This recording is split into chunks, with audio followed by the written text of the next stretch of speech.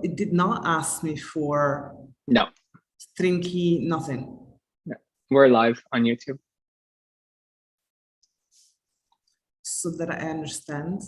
So it did not ask me for No. string key, nothing. No. We're live on YouTube. Okay, so I'm gonna. You shouldn't watch the YouTube stream. It's gonna like broadcast it again. Okay, so give me 1 second. This meeting, got it. So basically I should close the Zoom, You should close YouTube. You shouldn't be watching YouTube. It'll stream from Zoom for you. Okay. It's doing it now. Yeah. So, okay.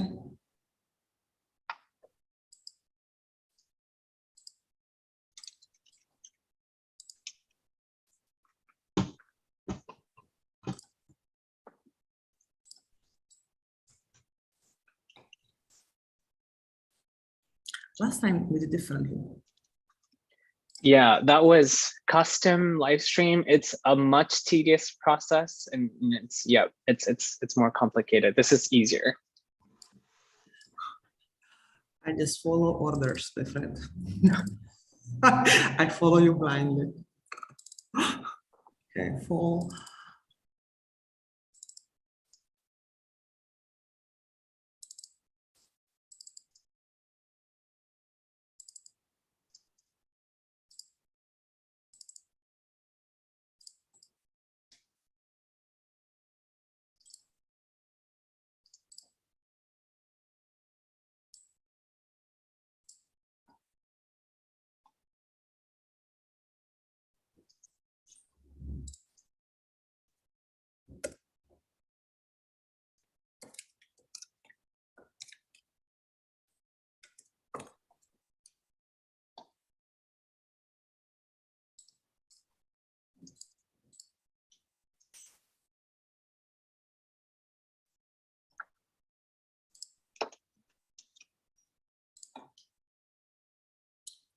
Okay.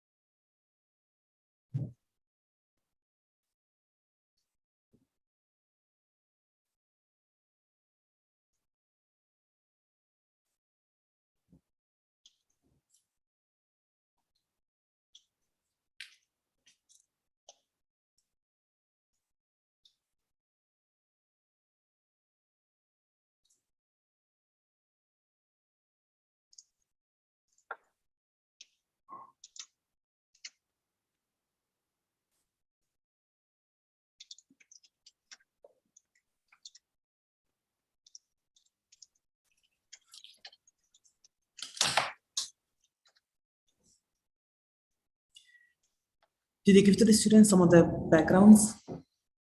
Yeah. Okay.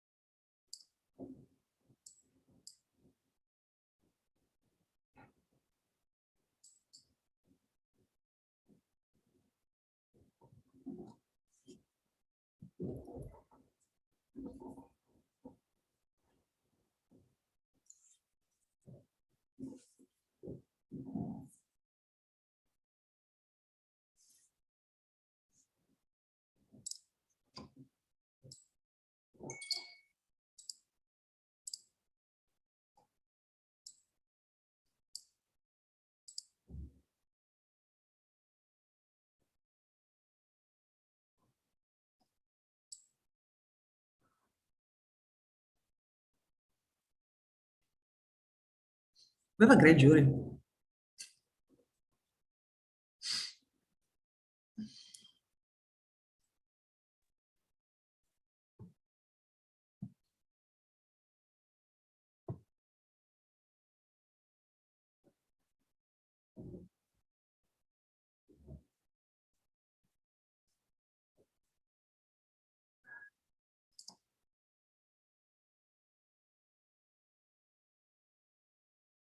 Hi, Alison. Hi, Cooper. Hi, Andreas, Donnie, Joy. Great to see you. Young, Paige, Adriana, Yuze, Kate. Oh, I like all the shades. Bravo, Kumaran.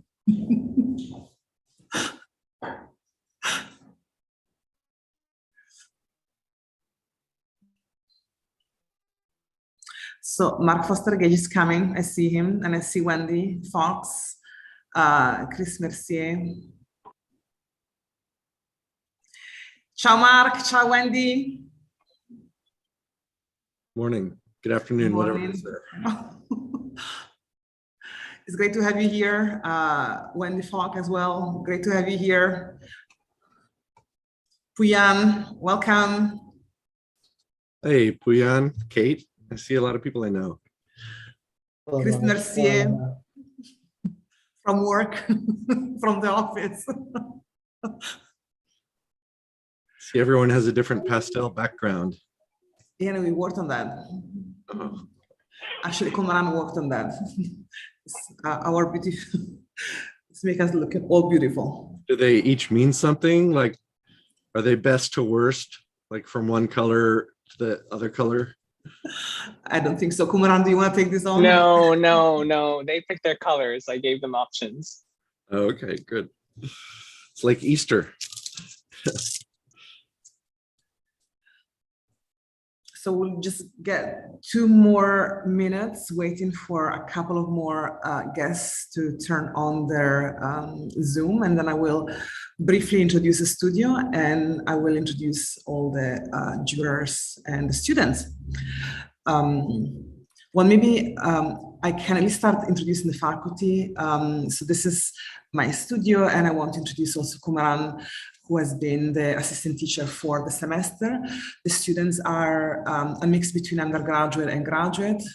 So MR1, MR2, and the upper level undergraduate, they come together for their last year of instruction.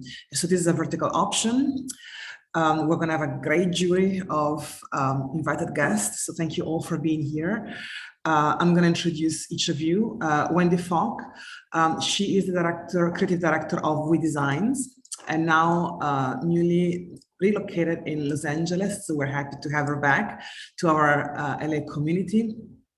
We have Chris Mercier, principal and president of Fair Studio, and I think he's also a star from graduate at some point, star graduate from the past. Incredible work in his office, so I'm glad to have him. It was a hard sale. I had to invite him many times to get him here, so I'm glad to see you. Puyan Rui, he is a SCIAC alum for the design theory and pedagogy, and also I think the theory in 2019. Also, he's an editor, an architect, and he will also be teaching in Los Angeles pretty soon in fall. We'll be joined by Yara Fegali from UCLA. I don't see her yet, but she will join us at some point. Lecturer at UCLA and principal of Foley Feast Lab. Hao Wu, he is an architectural designer at Verse Design, is a SCIAC alum from 2014. He's now in Beijing. So thank you for being here at this obscene early time of the day. Rafael Cardenas, oh, I'm so happy to see you. You won't believe we went to school together at UCLA millions of years ago. Founder 5 years ago. I know, of Rafael de Cardenas, incredibly talented colleague and friend, and I'm happy to have him here with all of us. So we haven't seen each other in 20 years.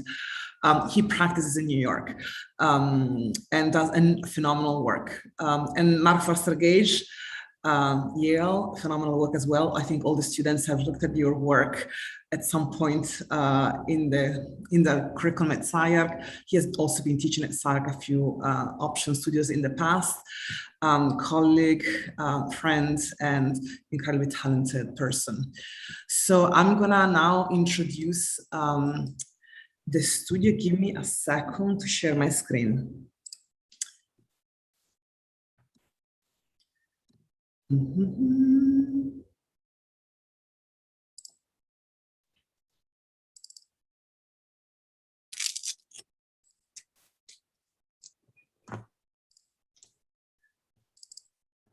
Eventually I'll find the file. Sorry, guys. I should have opened it before.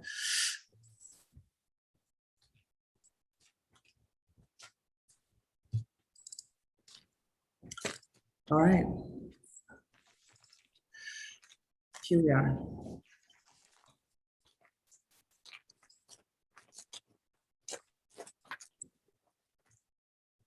By the way, Kumaran, can you in the meantime give the mirror screen to everybody so they can see the work? Meanwhile, okay, share the screen. Here we are. So welcome to SCI-Arc. Can you see my screen? Everybody sees it? Yes. So this is called Members Only, and we are designing a social club, a private club. And somehow I think we're challenging the history and the legal niche of private clubs and their post-pandemic surge. So that's our task in this semester. So our times don't favor the model of private clubs that once defined American elite society. The main culprit can be found in the changing reality of socializing, doing business, and volunteering. Everything these places exist for. And it's also very hard to bring up private clubs without mentioning the long history of discrimination that plagued some of the older establishments over the years. And so times have changed, and the mental picture of private establishments like the heritage painted by the Christmas movie Trading Places has faded, while members-only facilities have been silently closing their doors. Not to mention that clubs that revealing tradition have not adapted well to the internet age, and COVID-19 has moved socializing online altogether. But yet, despite all of that, in the past 2 years of global pandemic and social uprising, still some American entrepreneurs have been seeing a business in bringing real in-person community back. And Los Angeles has seen, as witnessed, an unprecedented rise in popularity of social clubs.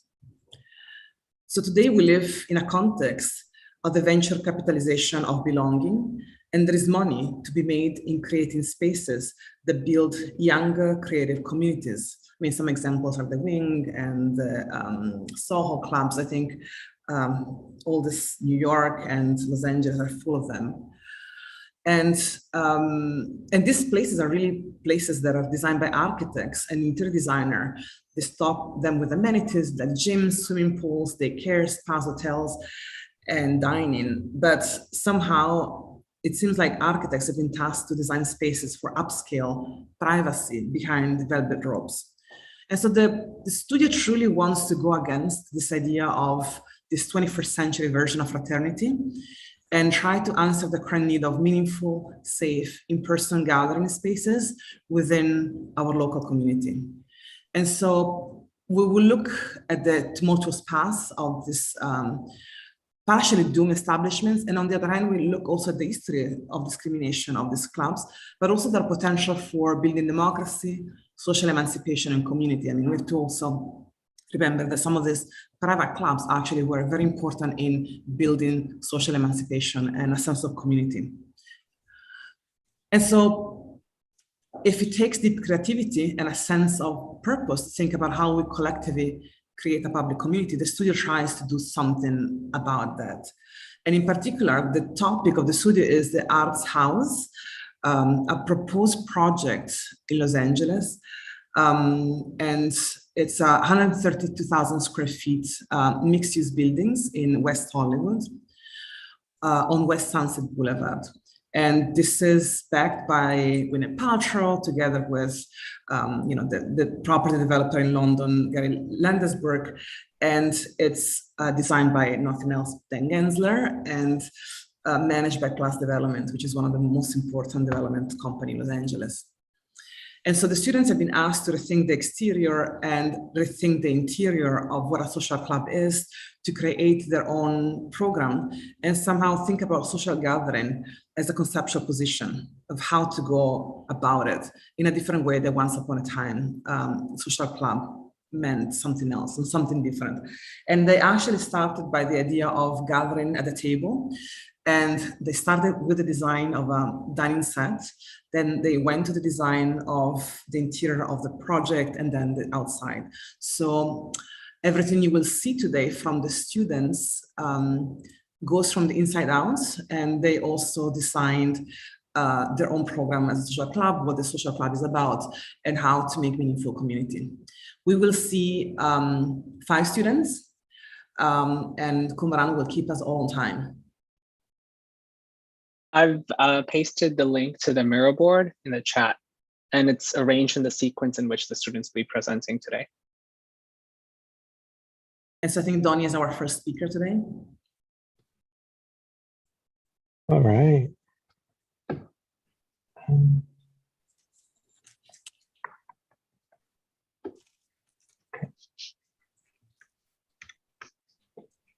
Can everybody hear me? And can you see the screen? Okay. Hello, good morning or good afternoon in Los Angeles. My name is Donnie. I'm here to present my intake of a private club located in Los Angeles. Just like everybody else, we started with a journey of designing a table setting that may reflect the story behind our private clubs and the design inside it. And in my case, it was a vertical lunchbox.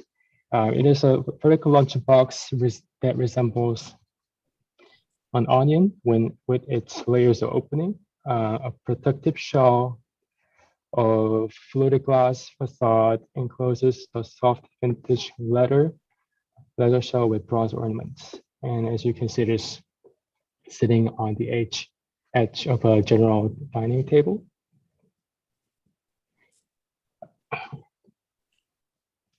And this lunchbox has hidden stacked drawers, and each drawers reveals the lights built around specific senses. This lunchbox or the table setting has multiple layers of opening, and that reflects back to the architecture and the design of the building.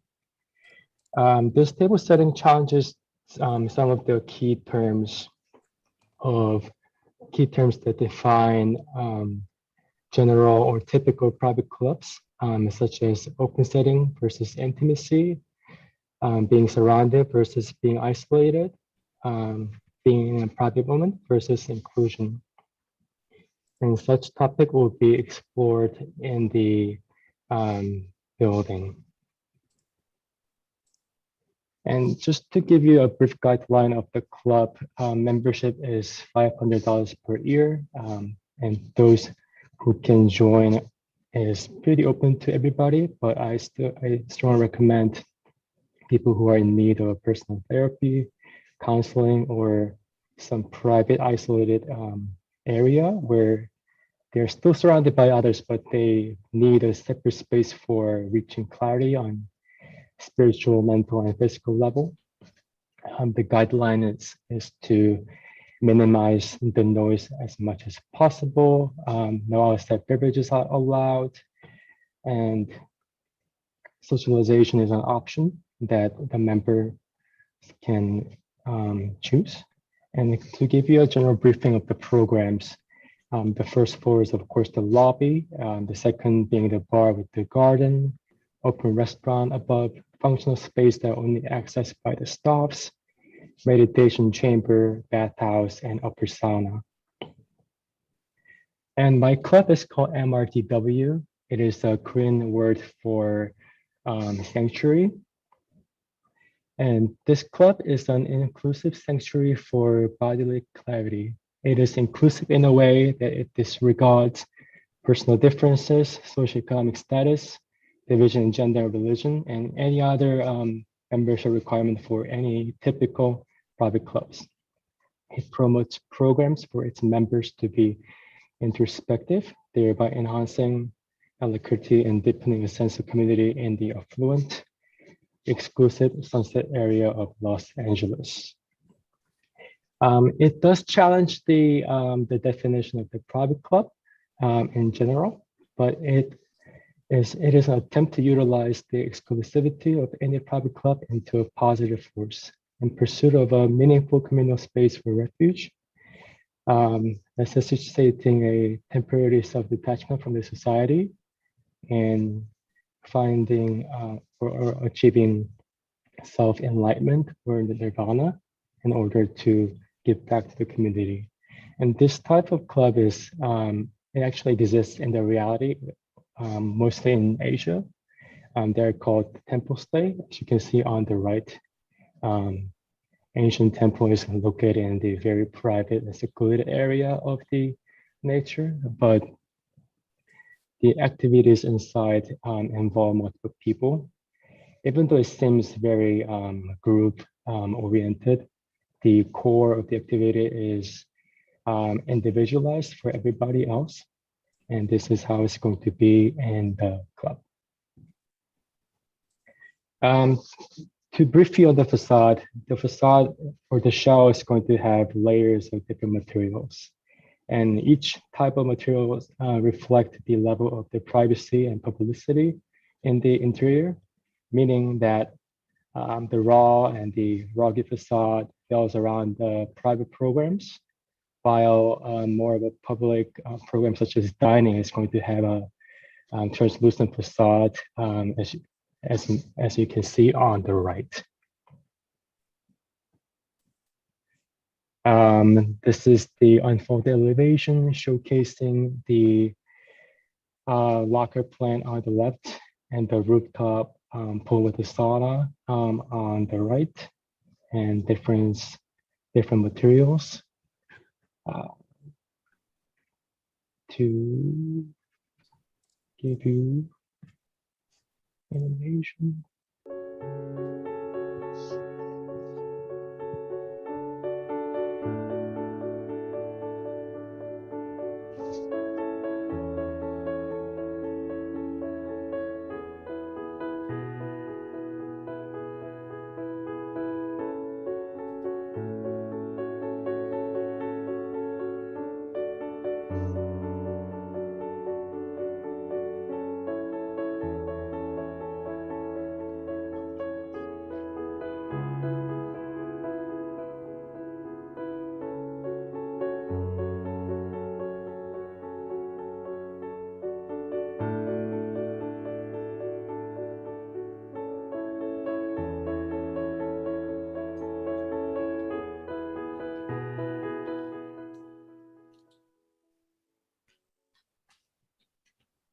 And to proceed, we have a side axon and a night view in the city. And to give you a visual reference to the program, this is the sectional axon displacing various public, private, or hybrid programs throughout the building.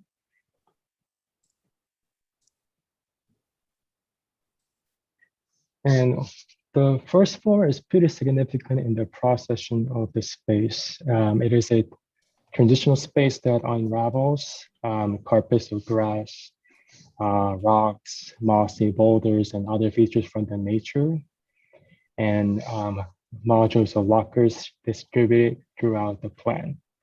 The contrast between the urban setting of the Hollywood and the plain field of the natural landscape heightens a surreal experience of transformation.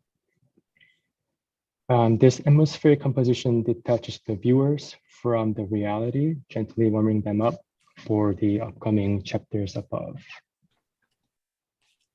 This is one of the perspective of the lobby. The next floor is a bar plus garden.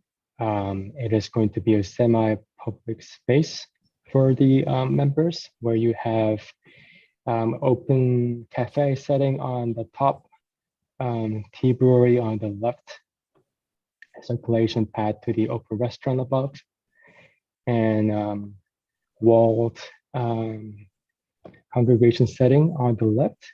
And these gardens that are distributed on the plan are enclosed vegetation garden, which acts as a see-through wall divider and for the semi-private sectors of the space. Render view of the bar plus garden. The next floor above is open restaurant. This is going to be one of the most relatively public area of the space, where you have open dining and a bar setting. And for those who wish to dine more in a bubble or more in a private one, that can get inside these little chambers, where these chambers are lifted 5 feet above the ground, providing certain visual privacy for them. The floor above is called meditation chamber, where there are private rooms, semi-public convention areas, group tables for group therapy and tea brewery. And this is going to be filled with anechoic cones in order to completely mute the space from the noises below and above this floor.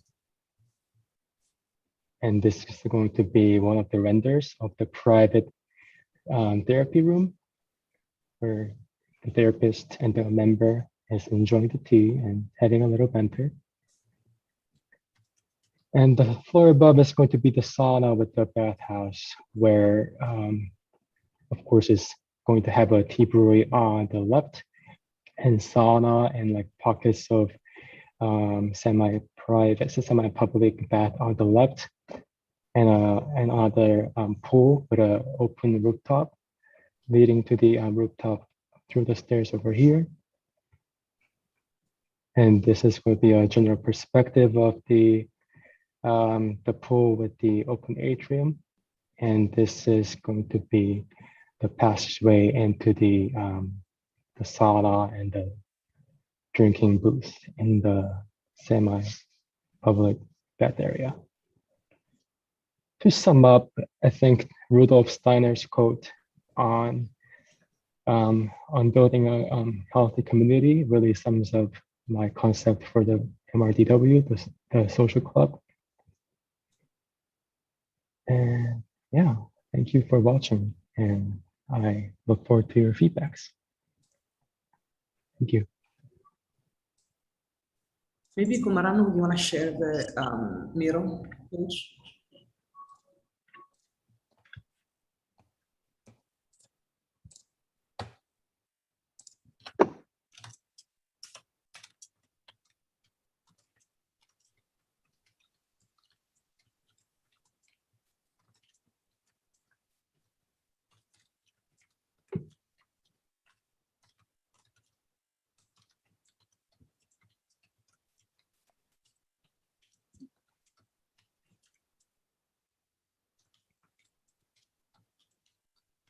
I think you can go ahead and jump in the project. So hi, this is Wendy. First of all, I'd like to commend you on a very clear presentation. I think there's a lot of materiality that you're playing with. Being Buddhist myself and having been on numerous of these retreats, there's actually a really close one in LA, probably about an hour drive. Yeah, it's a Taiwanese temple. It's one of the biggest in the West Coast. It's a Silai temple, and it's very Asian. It's nothing like your building, but I kind of see your building in a sense, kind of like it coordinates the feels of Zumthor's baths in Mhm. coordination with like a more traditional setting of actually a Korean spa in some weird way. But I think the way that I really liked how you drew your section, it was very clear to understand where each of these parts are. I guess one of my questions is, so personally, I'm a member of several different, I guess you can call them members clubs. Historically, you've been, it's kind of college clubs, all the ways to kind of like the typical Soho house, and I've been to numerous wing. I guess my question for you is, a lot of these clubs, and personally, I'm actually for the past 5 or 6 years, I've been fundraising with a few developers and working on a few in the Miami and New York area, and possibly one in LA. But like one of the biggest things for a lot of these clubs, whether or not you want to consider them as clubs or not, is the kind of branding involved, right? There's a kind of a level of who are the people that are catering. I thought financially $500 is really cheap. I'd probably just like pay for it and go every day.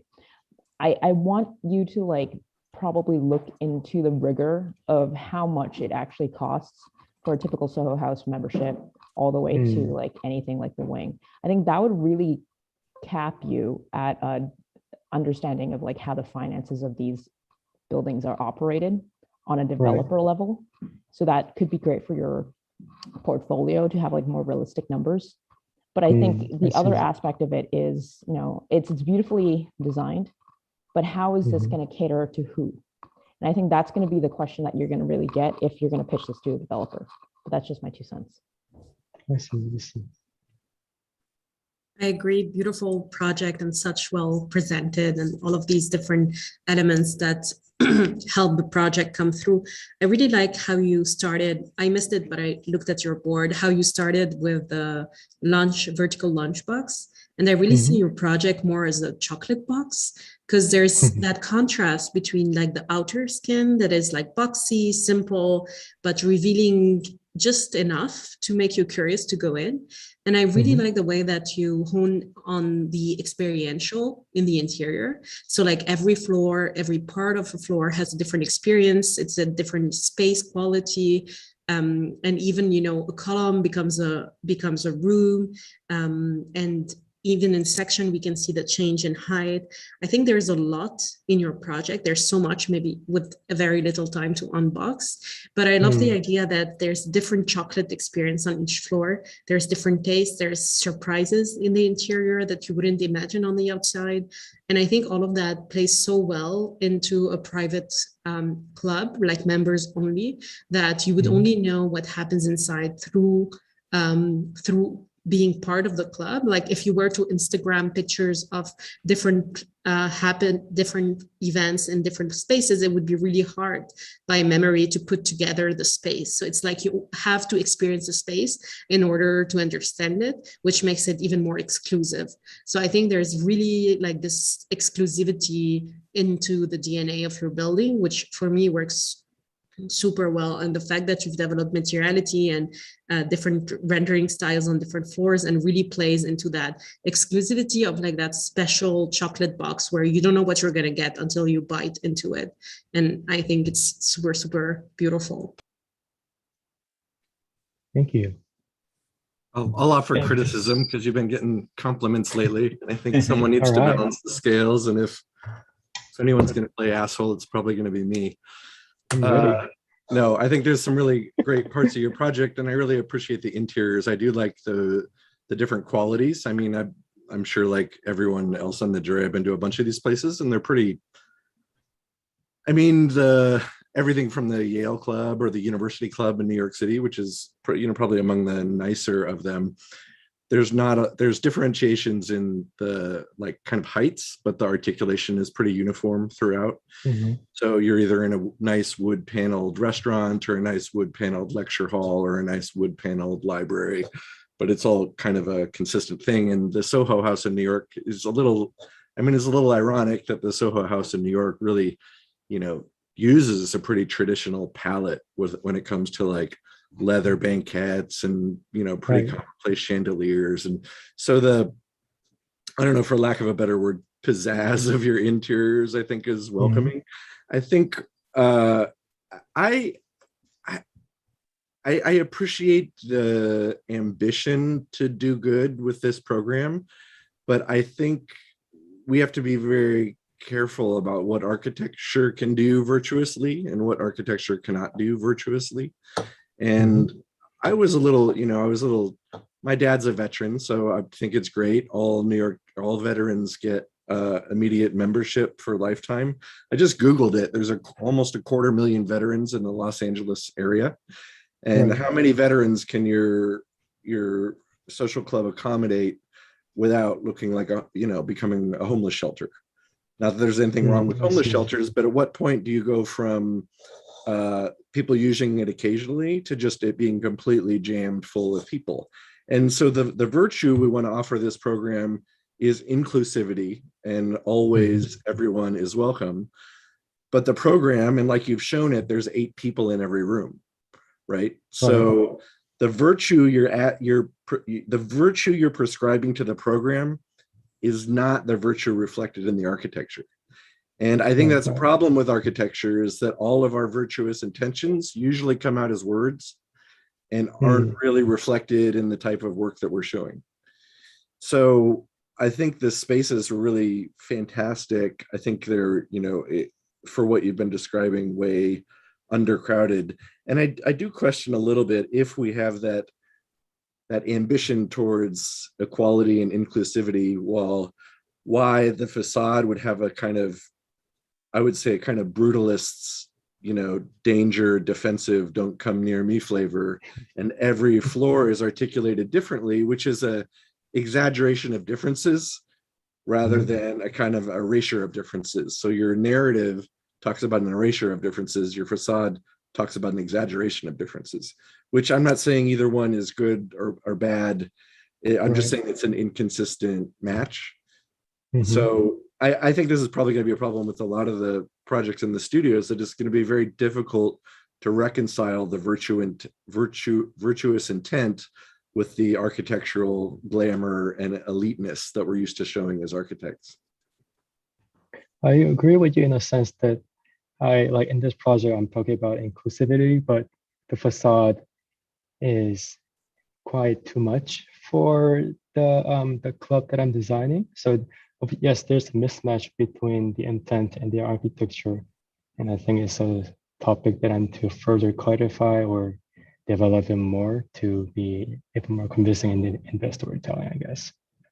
I think also the colors, you have a really nice, delicate palette on the interior with the colors, but the way you show the exterior is, at night, so everything's gray and there's not a lot of light, and it's very pointy and rugged, and there's a kind of protectedness, which I think is something, if you look at most of the clubs in New York, like the University Club, or even the Yale Club, the bases are all rusticated, which is like a kind of defensive architecture from the early Renaissance. It's using giant blocks of highly unarticulated stone, so it's very rough, and it's that roughness that sends a message of, stay away, this is a defensible space. And I think that language of rustication that works so well for the themes of the University Club probably doesn't work as well for your club, which is more about, kind of an inclusive nature. The upper facade you have is like super cool, but I would say it's the most rusticated facade in the history of architecture. So good for you. It kind of, Mark, if you look at it, it kind of moves from a sense of public to privacy, even if it was more glass at the bottom. So I could kind of see the inverted heavy top and a light bottom in a way as some kind of thing. For me, one of the, I think what's that kind of thing? You see it as a kind of thing, but what kind of thing? Well, in the sense that it's heavier at the top where you have a private situation, and it's lighter and more open at the bottom. Kind of, that's what I was kind of reading into in terms of the way he explained it worked. Right, but does that say the most important spaces are for the most elite people at the top? It's kind of, it sure does. Short-circuiting his narrative, right? Yeah, for me, what's interesting is that I realize it's an inside-out project, but you never talked about how it was organized in an urban context. There was never a discussion about what is the urban situation? Why am I looking on this street and not that street? Where's the relationship between what I'm doing internally and how that moves with the larger city? Yes, I didn't really touch upon that topic. I was mostly occupied with trying to figure out the programs and the inside that impacted the architecture of the outside.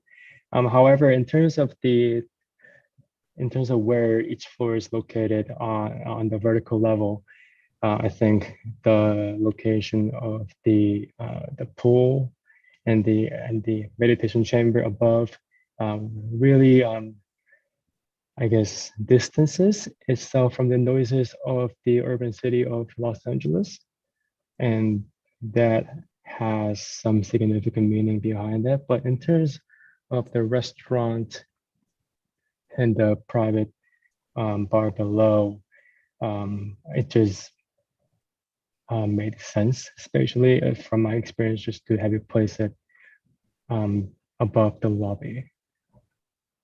Thank you, Donnie, for your last explanation. Unfortunately, we are out of time. We went over time, so we're moving to Joy. And please know there are more comments to be made. This is going to be the theme for most of the studio in the afternoon. So many of the comments could be used for other projects. Joy, please share.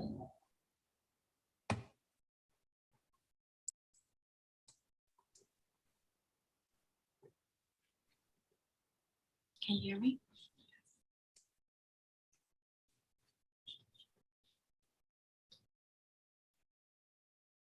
Hello, my name is Joy, and I like to present my social club called Particles. I'll start my presentation with some brief context for my concept. Among many urban societies, we have been witnessing an unprecedented level of the singles population. And op-ed in LA Times says that we're in the midst of a global loneliness crisis. Loneliness is not only detrimental to our mental health, but also our physical health. Half of the surveyed Americans scored as felt alone or left out on the UCLA loneliness scale. And the op-ed asked that we help reduce loneliness by providing goods and services designed to alleviate loneliness and deliver connection. Unlike the establishments like in these images, current restaurants and bars found in LA are not very accommodating of the singles population. At some restaurants, reservations can be made for only 2 or more people, or at most places, the spaces are simply not designed to cater to the comfort of single users, thus exacerbating their loneliness. While some people are willingly single and enjoy spending their time alone, some find it difficult to meet like-minded people that could potentially become a long-term companion. This club Particles will provide a haven and gathering space for those who are alone by choice or because they find it difficult to find companionship, but still wish to go out and enjoy activities outside of their homes. This is where they might develop new friendships and spaces that is designed to be less intimidating than other social places outside of this club. With technological advancements, we have also become accustomed to meeting new acquaintances through online platforms rather than in traditional manners. Our society has shifted towards online social connections and thus have become more physically alone. In accordance with this, membership is given after members subscribe to our social app and will be connected through the app and personal device during their visit that allows interaction among other members who are also physically inside the club. After members are matched and connected within the club, members can meet up in person to conduct a series of activities within the club, or activities can be simulated through the device first. This eliminates and expedites the current online dating process, which requires 2 people to set a place, time, and a location to meet in person. The spaces in the club is entirely designed to facilitate a sense of security and comfort where one can enjoy their time alone or receive a meaningful in-person connection. I will now show a video depicting a type of connection that can happen within the club.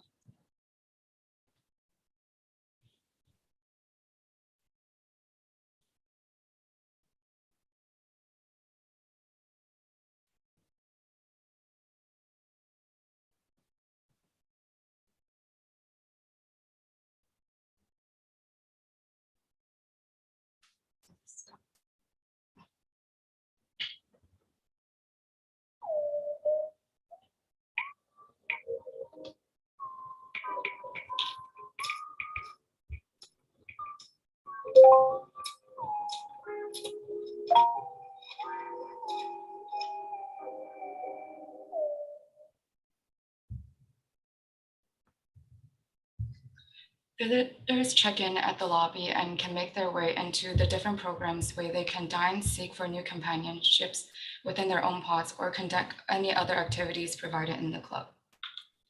After members are matched with others, they can meet up and conduct these activities together, including private movie theaters, restaurant, cocktail bar, fitness center, rooftop golf simulator, and tennis court, karaoke bar, as well as overnight rooms.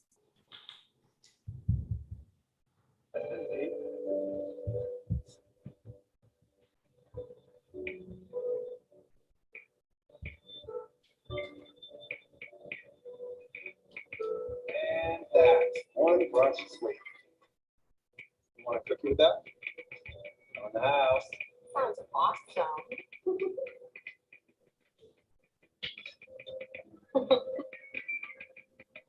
See you tomorrow, JJ.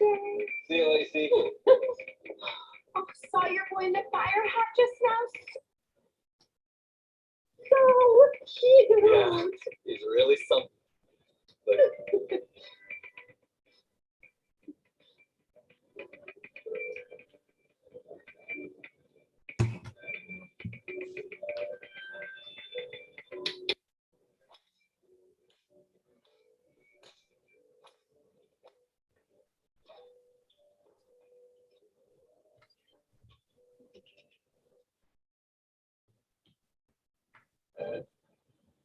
The individual pods that can shift up and down between the 3 middle floors provide a home away from home for club members to do activities they wish while swiping to find a new companion. The pods can take you up or down to the level of the program the member wished to go and will wait for a period of time before being accessible to another club member. The gradient and shifting of privacy and grain within the club is also reflected through the facade as the mesh shifts in transparency and density. I will now show you 2 more videos depicting my social club to conclude my presentation.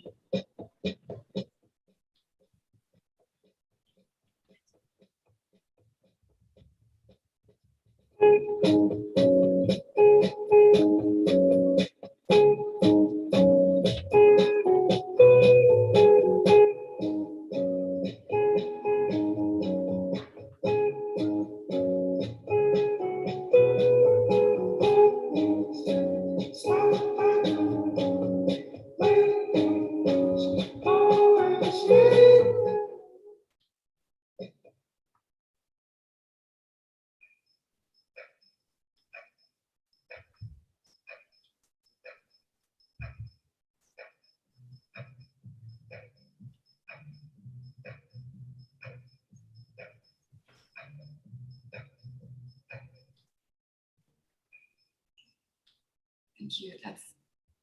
Thank you, Joy. Maybe if Kumran, you want to share the Miro board for everybody to see.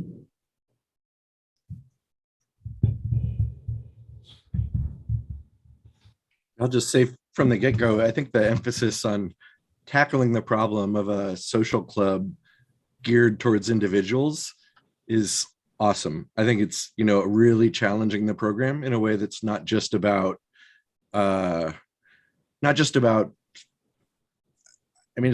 words. Like, you're really taking the problem of individuality and trying to address it within the context of a social club.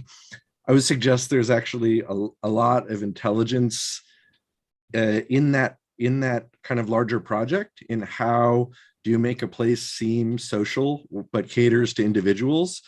A lot of the work in that area has been done in flight lounges, like first class flight lounges, business class flight lounges, especially Cathay Pacific by Norman Foster in Hong Kong, who designed very similar pods to your own. Spent a lot of money on them, but there's a real sophistication with the way that industry is addressing that problem of trying to produce spaces for individuals that aren't isolationist, right? So I think that's kind of what you're after, is an ambition to allow for individuality, but not have individuality come with the negative effects of isolation. And that's a super architectural problem to be tackling. And I suggest probably has life well beyond this project. But I think the way you've addressed it is really interesting. And I really appreciate that you're taking into account not just these things in plan, but in section, and they're kind of moving and delivering people to different areas. So I think it's great. Also, the use of, I know like SciArc has like a pastel infection right now. Like all projects are pastels, but I think the pastels really go with your ambition to make it kind of a lighthearted, like it doesn't take itself too seriously, even though it has really, really big social ambitions. So I would congratulate you on that. Can I say something? I have a quick, I actually really like your project a lot, but it speaks to me specifically.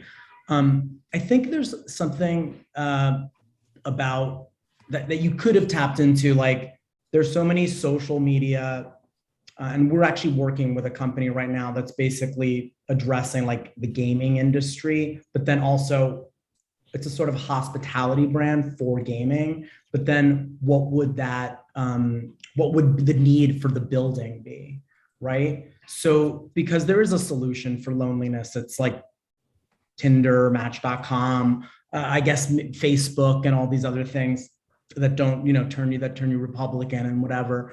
But there's also a way to have a sort of you basically don't go to this building. You wouldn't want to be alone in this building, I guess, is the point. And I think it's a tricky thing. What does the home of Tinder look like? What does the actual place look like? It could look like this, but I think that the model of how you actually access and interface with this thing as sort of an application beyond just a building is, I think, something that's missing, and it might have been omitted from the whole studio. I'm not sure. I think within my concept is to have a social like Tinder and those ones itself, and maybe I would even collab with one of them to provide a physical space for people who are subscribed to them to meet up and conduct activities in person. I guess I have a question, Joy. I mean, like, in LA, one of the biggest things, and also in Nashville, two very interesting markets for musicians and for influencers in general. There's a lot of influencer housing. So I guess the question for me is, what's the difference between your building here to a potential influencer house? I'm not sure what an influencer house is actually. Is it somewhere like Hype House or one of those? Oh, okay. Yeah, I mean, an influencer house is like essentially catered. It's designed like any other hospitality dorm house. You would lump a bunch of these people that are in a certain genre of TikTok, whatever videos, and you would like make them live together. And usually these houses provide individual rooms. They're designed a certain way, like in Nashville. If it's like a musician, you lump a bunch of like R&B hip hop artists to live together, and they would insulate certain kind of creativity, and that would quote unquote eliminate certain isolation and also kind of loneliness. But it also proliferates kind of a social contextual larger discussion of like content building, right? The premise of like a lot of these social clubs, at least Soho House, Wing, everything like that, Harvard Club or Columbia, Princeton Club, any of these, generally is eliminating the social context. You're not supposed to take photos. You're not supposed to take, like, you get a slap on the hand most of the times if you're a Dumbo house and you're trying to use your phone. And you're not allowed to use your phone or laptop usually after 6 p.m. So I guess the question is, but that's not eliminating social contact. That's encouraging social contact. Physical with humans, social contact. Human social contact. Yeah, physical social contact, right? But it's also kind of like bringing together the larger contextual aspect of creating content for the sake of social media platform distribution, which is what the kind of contrary influencer house is. I guess like my question here, because there is a level of kind of you're promoting different from the other brief or not brief, the other project. There's a level of like you want people to be more engaged and less lonely. Like what are are there prescribed operational interests to make people do things, or are there like what are you going to do to eliminate, quote unquote, this loneliness from this house? That led me is like when you introduced the project and you called it particle, I instantly thought, oh, she's going to play the quantum thing where you're particle as a lonely person, but then you become part of a wave of the social aspect of it. And I kept waiting for that. What is that quantum switch when I go from a particle and become part of a wave? How do I experience that as a social experience? And that's kind of like the part that it's like I never found that. I mean, I know you didn't talk about it that way, but I thought that was an interesting twist, a way to look at this. I mean, I think I appreciate it because it starts with the comfort of the individual. And, I have a history of, I've been happily coupled for a while, but, when I used to walk into a gay bar alone, it's terrifying when you walk into a bar alone as a single and try to meet other people, because there's nothing comforting about a bar that caters to individuality, that caters to a kind of isolation, that caters to a kind of protection. It's like you're there and you're a raw, exposed nerve among all these other people who are having a great time and talking to each other. And what I appreciate about this project is it doesn't take the social as a starting point.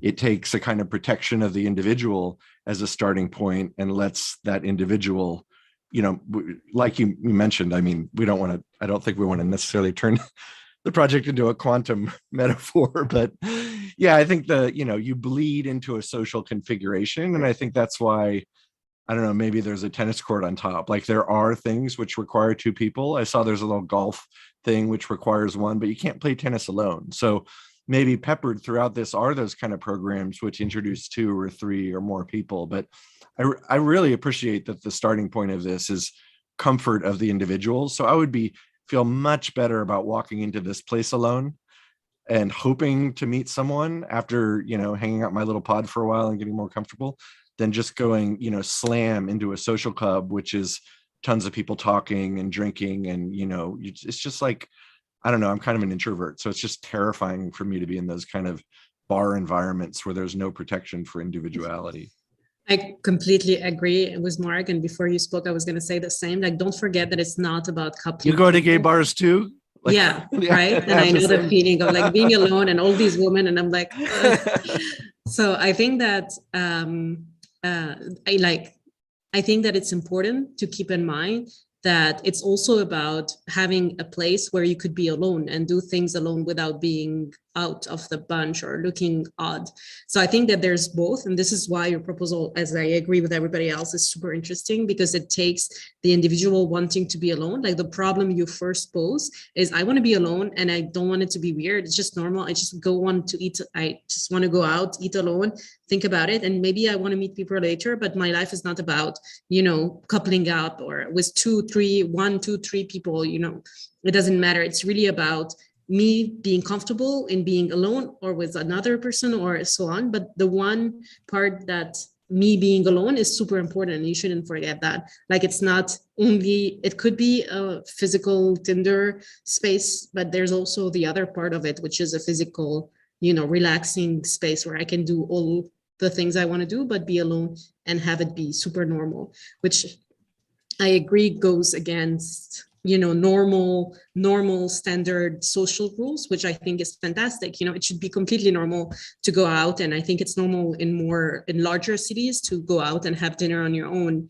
and that and this is why I think it's super important that you keep it part of your project. I know there's no more time, Elena, right? If you have 30 seconds. That's your last. Yeah, go for it. No, I want to avoid to be the last context here. Joy, as has been discussed a couple of times, I'm also quite in love with aspects of your project, even though I really would love to meet this project as a kind of an adaptive reuse condition, like what would happen once you actually let it happen and kind of live in.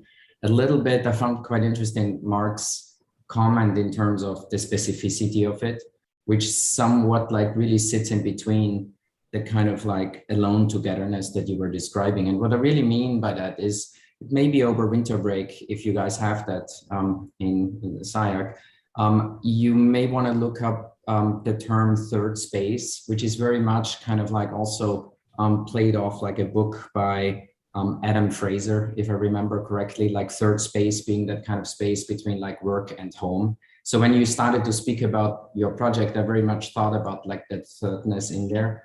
The reason I was saying adaptive reuse is that as so often, I mean, like I can't tell you how many bars and clubs and restaurants have been opening up like in just like in the East Village here the last like 6 months, which is actually extraordinary to see. At the same time, you also see them changing within 2 months again, in terms of like even just like layout and like the way they're used, and you know, also getting used to like all those different crazy things that we are into now and that we want and maybe always have been, right? So I guess what I'm thinking about in your third space kind of like condition, you would have a chance with your program. And like, I think Mark said this much better than I'm doing now, but like there is this idea of like a thirdness, right? Like what else is it like that we can learn or do with neither being quite physical nor being completely online. Wendy was saying this as well. So I guess like to cut through the core, I'm really missing a bit like the kind of the cruising component in your place, right? Like why would I go there, right? Like you could just like, you could do many things in many other places. But if you actually also order and like offer like something that allows you to kind of touch a bit more, right? Like to be a bit more like tactical. At the same time, also like do something that may not require you to kind of stay overnight, right? Like the only thing I didn't like about the presentation, which I thought was extraordinary, the film, like verbal kind of back and forth, was when you said, well, there's also overnight rooms. It would just be really great, you know, like I forgot, like I was at this place the other day where on the menu, on the QR menu, you can literally like order a room, which is like an older concept, right? Like you order it for an hour or 2 hours, and it was not like an hour hotel, right? But I think like to really think about like new types of engagement would be super great, the way you already have it, right? Like I think of it as a little suggestion, as an adaptive reuse condition over like the next 3 weeks. Read third space, you know, like kind of do this, like whatever the equivalent is of putting trace over it, like digitally or otherwise, and think it through in terms of how it could adapt without like major moves, programmatically, not architecturally, which, you know, I think is fantastic project to begin with. Thank you, Christoph. This closes the comments on this project. Andreas will present his project now. Hi. My name is Andreas, and I present you my project, the Palm House, LA. Parks and open spaces are fundamental to the livability of cities and the neighborhoods. But in Los Angeles, a city historically conceived as a place of low-density homes, each with its own private garden, civic leaders set aside extraordinarily modest amounts of land for open spaces and park and recreation purposes. As the city has grown and become increasingly dense, concerns about lack of adequate park and recreation space for city residents has grown rapidly. Therefore, the Palm House LA is a private club, is designed as a garden, open to the public for free, with only some activities for members only. And to keep this club operating for free, it gets subsidized by the city of Los Angeles under the Proposition K. This measure was passed in 1996, and its aim is to increase and enhance park and recreational space in the city. The admission fee for future members is a symbolical one. A plant which is donated to the Palm House gets planted there and is taken care of by the members. It's not the high monetary fee which would exclude most of the future members. Members are obliged to take care and cultivate plants. Participation is mandatory to keep the membership. Future members are people who want to be part of the creation and maintaining of a serene and relaxing space by cultivating and taking care of different plants and natural landscapes inside the house. To create an exchange between members, they are invited to bring and use plants specific to their own culture. There are no social cultural biases. Only attribute future members have to bring is the willingness to participate and to share. The name Palm House LA derived from the classic greenhouses in Europe. The Palmenhaus in Schönbrunn, Vienna is among the largest botanical exhibitions in the world, and the centerpiece is traditionally the biggest palm tree. And I'm going to show you a video how I envision the social interaction in my club. Need to reshare because of the sound, sorry. Okay.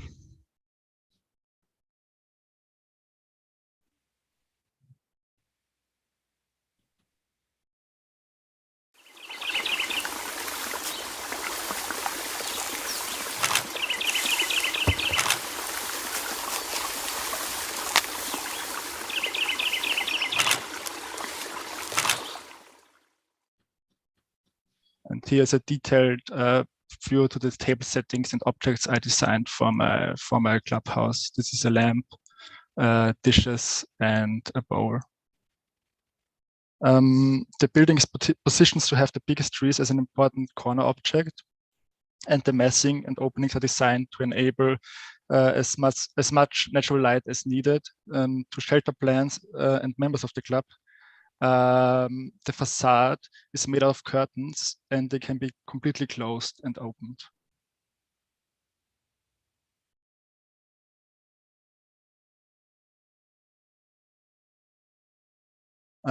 There is no inside or outside. The building is in a changing gradient between open or closed, specific to the current weather or program. Yeah, you can see the two different states of the facade.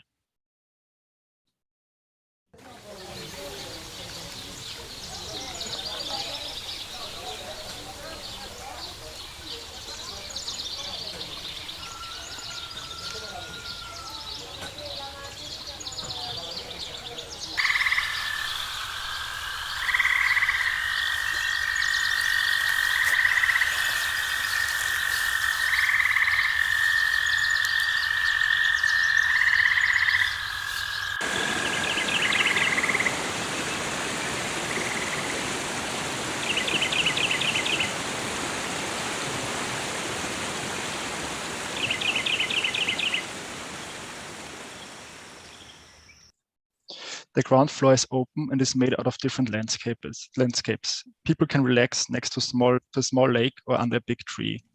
It aims to create a natural retreat next to the busy Sunset Boulevard. The dining space is completely merged with nature, so members can choose in which habitat they want to dine. The seating and tables are overgrown with grass and plants. Guests can pick fruits and herbs while dining and enrich their meals. The kitchen used mostly food which is produced in the clubhouse.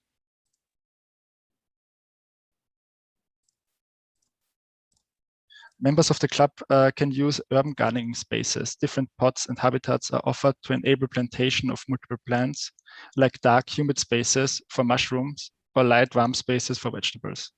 A pathway flows through the tree crowns to make it easier to pick fruits from the trees. You can see this mushroom roof or this mushroom habitat, which is enclosed to have this humid space.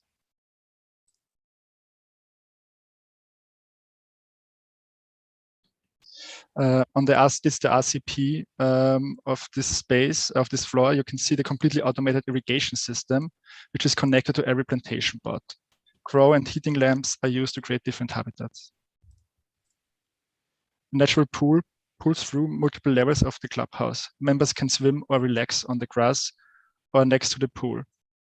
The pool is kept natural and plants are used to filter the water. The top floor is a greenhouse filled with different plants where members can enjoy, members and also not members can enjoy the clear air and calm atmosphere created by the landscape. This space is also open for non-members. It's seen as a dense public green space.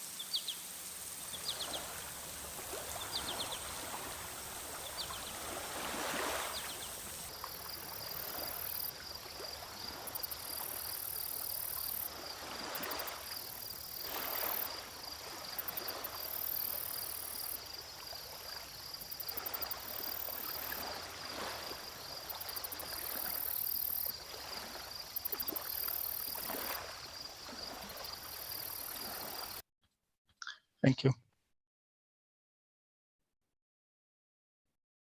I'm gonna launch. I'm super impressed with. I mean, I don't do many of these. I did this one primarily because of my previous relationship with Elena. And I'm a little bit of a curmudgeon on these things because I'm always like, who's your client? I think you could find a client for this, but I don't know if in LA doesn't seem like the city that needs this. I think a lot of other cities need this, but first and foremost, whether I like the project or not, sort of irrelevant. It's incredibly detailed. Like, I mean, the level of detail, the table settings. I love that. I really like your project a lot, and but you should also, the curtains made me think that they could behave potentially out of plant material. They could also be woven through the space. They could divide. I don't know if they do, but you should look at like Petra Blaise. She did the Dutch pavilion, and then Shigeru Ban has a curtain house and stuff. But the richness of your project is impressive. I think that the I wish that these forms weren't so pre-described, or they seemed like they were forms that were in your head and you were going to jam this kind of Singapore shopping mall into it. And I mean, in Singapore there are shopping malls that look like this or look very similar. But I'm not loving the form necessarily that you gave it, but I think that the level of richness and detail is really beautiful. Thank you.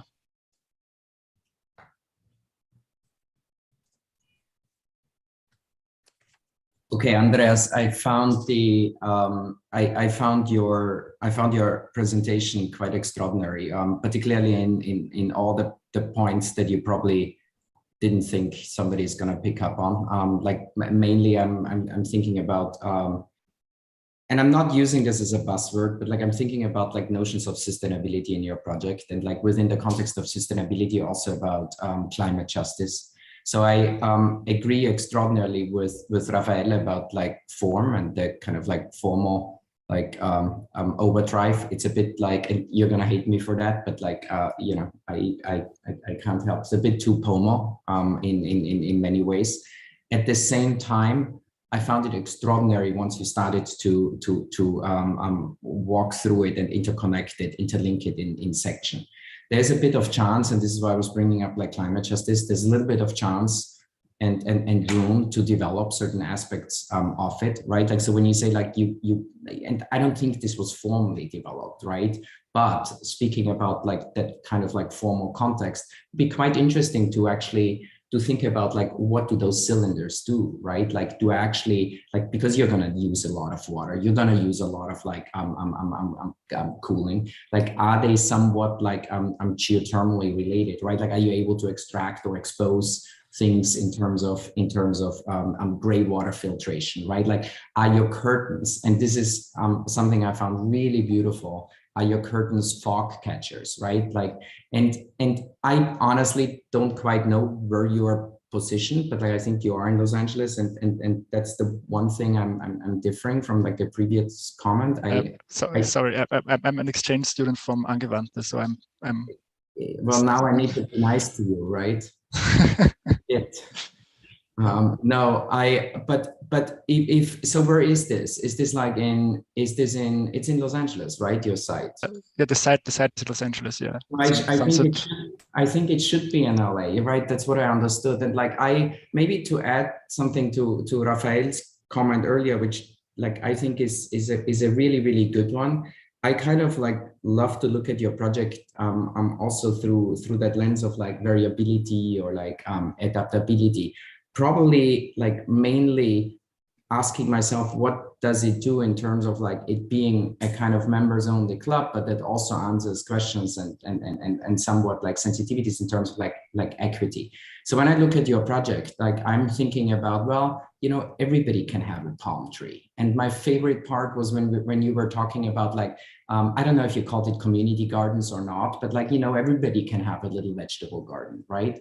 And like to a degree, I kind of like, I'm always like wondering why, what is it called, the downtown Soho warehouse, why all those things like work so well. Well, they work well because people go there and they have a little bit of an address in LA, right? Like they have a little bit of a front yard or a backyard, they have a little bit of a palm tree. And, you know, I think that kind of like stitching and tying it into the fabric in terms of climate, which you're doing, in terms of like a fluid programmatic, I think you're doing, but then in terms of like also in terms of like food climate justice, I think those are like really parts that are easy to overlook because your project is so visible and like also quite beautiful in that way. So don't forget like all of this other kind of like, you know, as Delanda would say, like 1,000 years of nonlinear history in that context, which I really, I do think set this quite a bit apart beyond like the kind of achievements that are visible, right? There's much more to say, but I don't want to suck all the air out of the Zoom space here. Yeah, my comments would be like, it doesn't, I don't think it matters whether I like it or not, but I think it's fucking gorgeous. The thing I always find most important to do as a critic is try to help a student identify what's at stake. And I think your project does a particularly good job of questioning divisions between elite and non-elite. Like the tool that architects have to most easily discriminate between groups of people are doors and walls. And you've eliminated all doors and walls in your project, which is probably the most aggressive form of social engagement or disengagement I could even possibly think of. And in lieu of using doors and walls, you're thinking of biological matter and curtains and fog. And I think, you know, if I was going to say any project that we've seen has the most at stake with regards to questions of social equity, it would be yours, just because it refuses to use the architectural components which are the most divisive. If you think of what a door is, theoretically, it's a device for keeping certain groups of people out and certain groups of people in. It's a device for admitting and not admitting. It's a device for discrimination. A door is a device for discrimination. And the wall is the thing which connects doors, which assures that people who are being discriminated against aren't getting through, you know, in between doors. It's like architecture's entire vertical, you know, choreography of doors and walls is only designed to keep certain people in certain areas and certain people out of certain areas. So to just say, well, that's fine, I'm just going to do our architecture without doors and walls, super like really interesting and really well detailed. And I, you know, myself am no fan of, you know, rote postmodernism, but I love the circles. I think it's like super groovy. So stick with it. It's good for curtains too. After this super groovy comment, I mean, Puyan, okay, take it away. Last comment. Please go ahead. I just wanted to say that I agree with the things that were said about the geometry. It seems that there is a kind of predefined decision in terms of how you would want to deal with the geometry. You would say, I'm going to work with circles, right? So not that it's necessarily a bad thing, but you could have pushed more, right? And make your work do unexpected things in a sense. But I completely agree with Mark. I think what we saw in the previous two projects, I completely understand that the work is mostly about program, but at the same time, I think it's really important to be able, or at least to try to frame the project, not solely in terms of the program, but also in terms of the architecture. Back to what Mark was talking about, your project doesn't have any, in a way, doesn't have any doors or walls, right? It doesn't have any envelopes as well. So, and it's really important in your project because you could say, you could try and create an argument for it. You could say, for example, Mies did this in Tugendhat. In Mies's project, the drapes were made out of glass and they would come down, and then you had a porch looking towards the garden. But the point in your project is there is no garden in front of the project. The project itself is a garden. So you're kind of reversing the relationship between the building and the urban context, but you don't talk about it. So I would say it's really, I would suggest it's a good exercise to try and redefine this project and also the previous projects in a way that is not focusing on program, but rather focusing on the spatial organizations and the architectural ideas. Thank you. Add on to his point, and I think this is a building for nature, and we human is like a visit. So basically, I think how to survive as a club needs more consideration into the programming. Maybe you can link the type of the garden into a certain type of business, like a bar, like something already exists, make your project more survivable. Overall, I think this is a really beautiful project, and he is taking advantage of the height of the tree to create a space, and which is naturally a gathering space because of the round shape of the tree. And I think this really deliver his concept about the social club. Yeah, it's really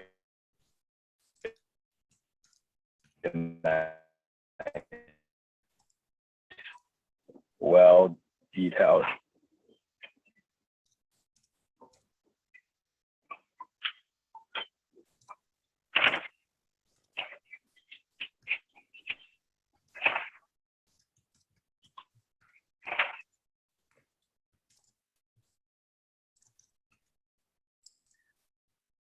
I think we lost you a bit there in terms of connection. So if there are no further comment, congratulations to Andreas.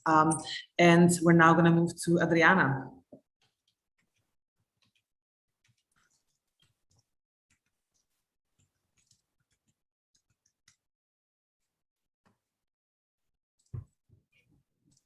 Hi, can you hear me? Sorry. Yeah.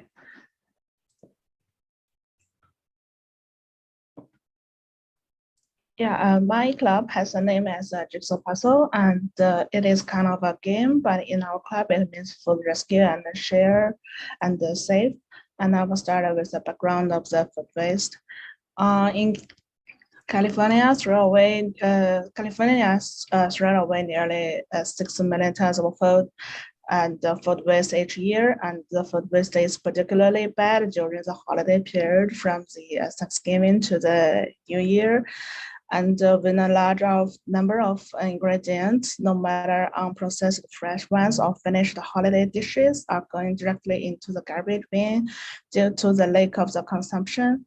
Not to mention that reducing food waste is one of the fastest ways to curb the greenhouse gas emission. So it's exactly to help solve this issue that this club was born. The Jigsaw Puzzle Club is a creative cushion sharing club. Here, all available cooking materials are about to be recycled, and the cooking club rescue food from waste and use it in creative manner. My courses here as sharing dishes among the club members. As a result, the members sharing their passion of cooking skills while avoiding food waste and to advertise the avoiding waste and meet others with the same mind. And in this club, people can create your own dinner by assembling dishes from others' cooks And it's like to play a puzzle on your dinner table. And we want to attract people to pay more attention to food wasting problem and see the food's potentials. And besides, our club has upgraded the indoor arrangement and equipment due to the COVID-19 situations that now we need to keep the safe distance for social. So it would be better for people to have this kind of insurance, like, oh, we are safe here to assemble together, have a party or have a club parties. And then this is how this table settled, and the table is a mechanical assembled with many dishes on it. And this one is for 3 or 4 people to have dinner together. People can exchange their dishes using the movable part of the table without directly contacting with others, so that be more safe, be safer. And passing by movement is replaced by the machine turning, and it will be more interesting to experience a new way of exchange. This is a detail part, but some of it's just a decoration in the same theme, and only transfer are not movable, and the table could be seen as an artwork too. This is some other kind of table. This kind of table can be reordered into different shapes in order to offer more or less seats for more people. You can see that previous table has 3 or 4 chairs for people to sit, and this too has more seats for people. And then there is a video for how this table working. We have dinner or exchange something with others. About all the dishes I made for today's party. Am I too rude? It doesn't matter if you can control your saliva, but I don't think so. Never mind, you can keep yelling. I feel we are energetic, isn't it? Maybe you're right. Alright, I have to introduce the macaron with a new recipe. This time I have a smooth, crisp blue shell with good foil. Very, very elegant. Oh really? Yeah, can't you believe it? My husband found the African golden lemon in southern China and transfer it through Tokyo. What a valuable lemon, I have to say. Sometimes it deserves. Yeah, and next I will talk about the building. And the entire building from the first floor to the top floor is arranged according to the character of gradual privacy. At the bottom of the building, the space is open to the city, and the top of the building and the spaces, the dining hall is only for the club members to have activities together. At the first floor, it has 2 separated spaces: the banquet hall for members' activities as its entrance, a completely private space, and separated from the public ones. And for the public, there is a little exhibition area, really open, totally open to the city, and there is a small dining hall to use the same elements with the membership hall, so that people can experience the same thing. And there's also some other public functions here. And the second floor, there are some cooking classrooms and exchange activities for secondary members with relatively loose membership system. And the senior members are invited to share their theories and inspiration in cooking. At the same time, due to the spread of COVID-19, more people are willing to learn about the club from the internet. So we also have set up several online live broadcast rooms, some open to secondary members to increase the publicity of this club. And the third floor is a main dining hall for our members, and there are 6 separated stage in this level for table groups, and each table has a limited number of guests. And this stage can do simple movement to combine together to have a bigger group of table, or maybe move to the balcony to enjoy the city scenes. And then instead detail a video for this.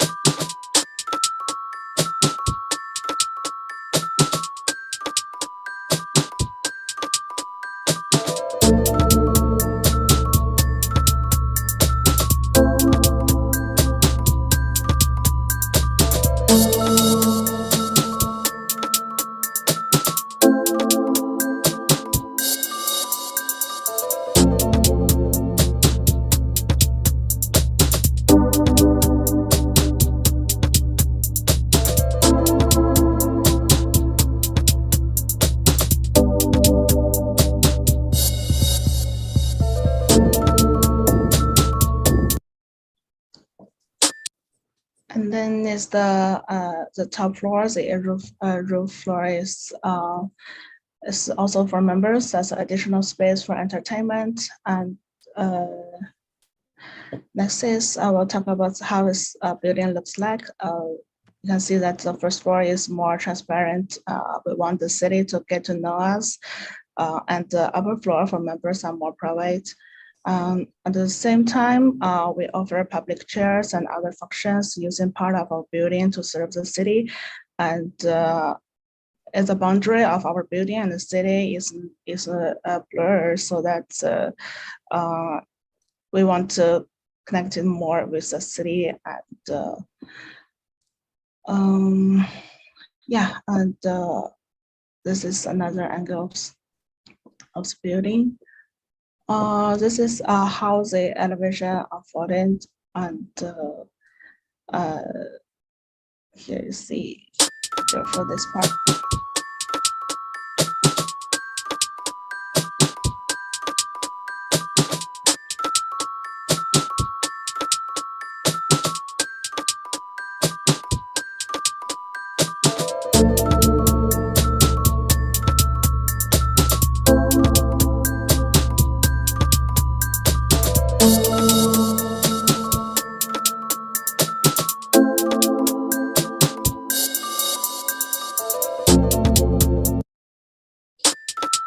Yeah, that's all I have.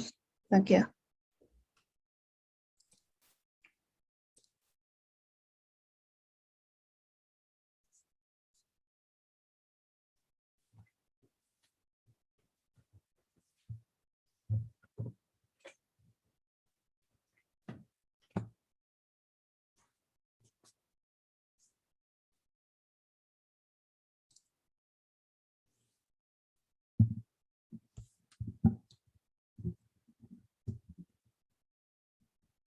I guess I'll just start with a question. Why, I mean, you're looking for a 21st century kind of social machine, right? I mean, which is essentially what the program is. Why go with, you know, 17th century clockmaking technology as your kind of default trope? Like, what is it about watchmaking and gears that speaks to you of the 21st century?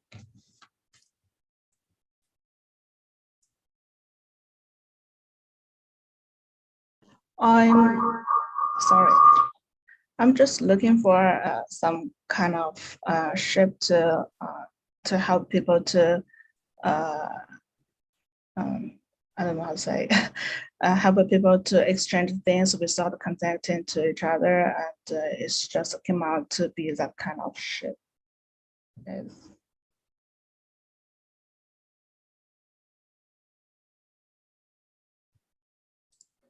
Well, you know, I would just suggest that maybe, I mean, it's a kind of mechanical device that's, you know, very two-dimensional and has kind of limits. And I think we're in a world where there's maybe different paradigms that you could use as a mechanism that functions in certain ways that can be appropriated in architecture. I mean, there's certainly some of your projects which are really, really lovely, but I guess I would just question the premise of the value of, you know, a 2 or 3 century old technology being the kind of foundation of a 21st century project.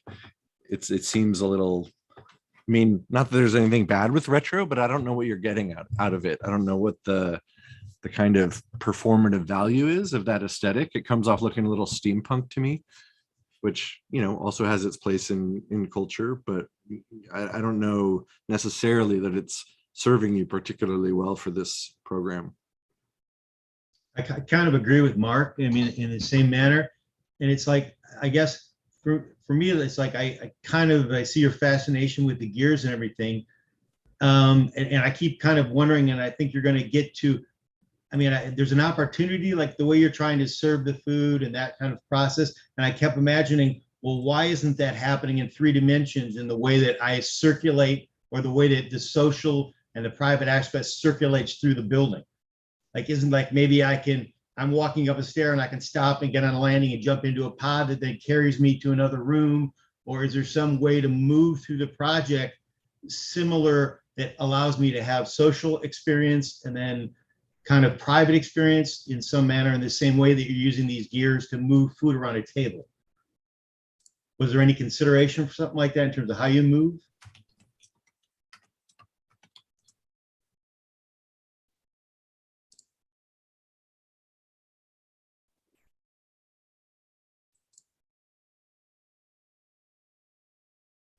Adrian, I think that's a question for you. Yeah, I don't know. I don't think that much. I just as came out the idea to have the gears and then you just use it.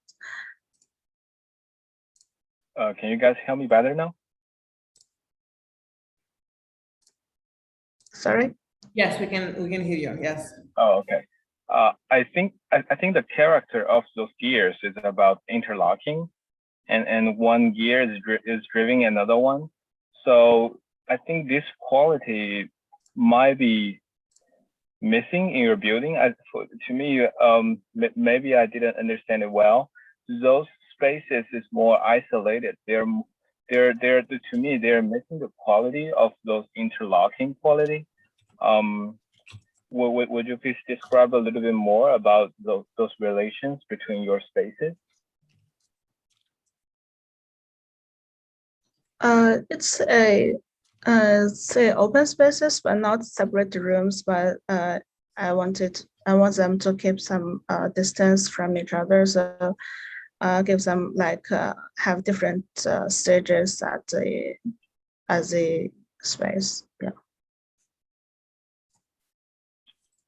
Okay.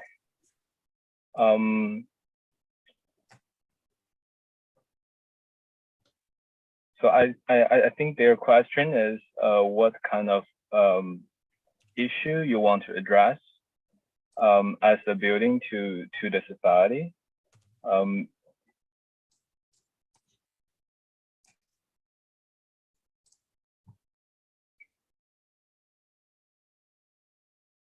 Perhaps the gear watch and oh. How unfortunately we cannot hear you. Sorry. It's very spotty connection from Beijing via cell phone on wireless. Thank you, Mark, for your images. And we now download them and maybe we move to the last project of this session.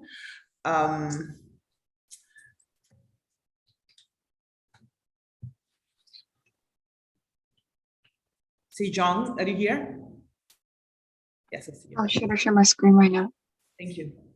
Okay.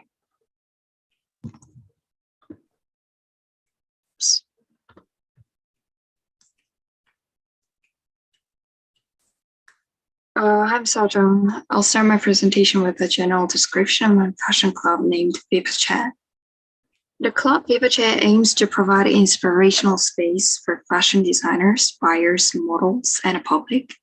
The elitism in the fashion industry has been distancing the public from the rapidly changing fashion industry, treating fashion as an esoteric industry understood and perceived only by a few. So it is inevitable for the fashion field to face hidebound ideas with inspiration exchange only on a limited scale and group. To dismantle the elitism and promote the expansion of the experiments and growth of the field, Vipachat suggests spaces containing different sorts and levels of heterogeneity. The club Vipachat is where divergent groups of fashions and people gather to share their philosophies and identities to contribute to the augmentation of the fashion field. Its core programs of live show, arts events, and sponsorship provide spaces for public and club members to exchange their inspirations. Live show presents the identities of the high fashion to the public, inviting the public into once cherished only by a few selected individuals, while art events invites the artists from diverse fields to showcase their philosophies, promoting the opportunities of collaborations. In addition, the sponsorship program fosters students with talents by allowing them to experience and arrange their own runway with people in diverse artistic fields as the audience. In addition to the programs that aims to dismantle the elitism in fashion industry, the space orientation intensifies the interaction of different artistic energies. Vivace aims to bring back the alacrity in the fashion field, allowing the fashion industry to regain the bursting inspirational energies through introducing new identities and dismantling elitism. And this is the video explaining the extreme anomaly in fashion industry, interpreted in a club's table settings.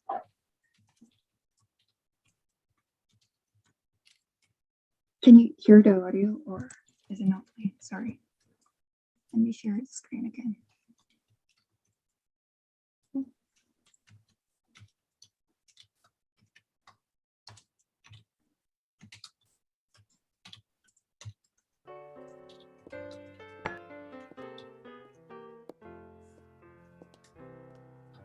Champagne and wine, bubbles in my head.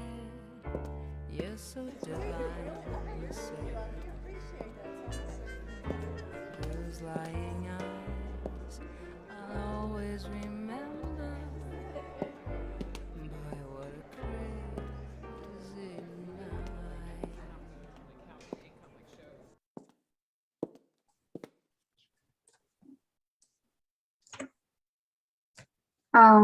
The table setting was a small model representing the anomalous and eccentricity of fashion, the four qualities: glamour, exaggeration, bizarreness, and discomfort outburst on the table. The quality of discomfort is a representation of beauty, like in high heels, where the existential reason has been changed from functionality into aesthetics.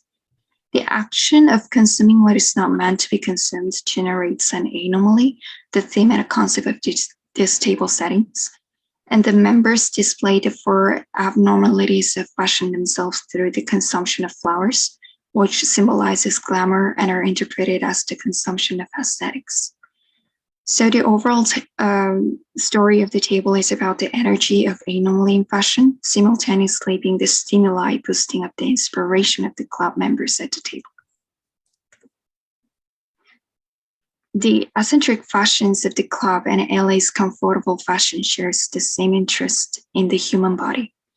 I looked at how this specific quality of curvilinearity in human body generates non-conventional spaces and communicates to elements with contrasting qualities.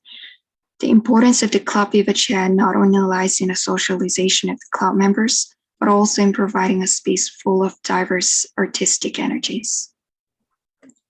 To explain the club's program from the ground floor to the top, for the first floor, the population influx through the main entrance and the ramp connected to the underground parking. The curvilinear wall and ramp direct circulation to the reception desk for the members' check-in, regulating and guiding influx. The ground floor is consisted of the most private program of this level, Members Lounge, and public programs of street brands, retail, and communal creative office that are open to both club members and the public.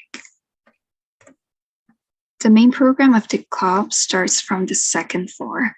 The arts event is shaped in a double height spiral core that expands to the third floor. Flat exhibitions such as paintings and projected artworks get exhibited on the walls of that spiral ramp, while the three-dimensional installation and artworks take the open installation halls that surrounds this spiral core. The sponsorship program is also located on this level, adjacent to the dining and bar, with a translucent glass wall dividing two programs. The glass wall allows the public to sneak peek at the private programs of sponsorship runway while dining. The arts events program and the live show occupy the third floor with the shared changing rooms for both sponsorship and live show runway models. The spiral stairs connected from the second floor to the upper floors allows the models to move up and down for changing. And the division between the art events and the third floor live show is again at translucent glass, providing moments of indirect interaction between the public and the private programs. The live show continues to the fourth floor with a curved runway that allows models to actively engage with the audiences, walking along the circular catwalks between the dining tables, and a curved bar. The curvilinearity and the three-dimensional space organization of the live show intensified the fashion show's alacrity, and the exterior curvilinearity expands to the interior and become a hanging ceiling structures that allows a dynamic lighting system to be implemented.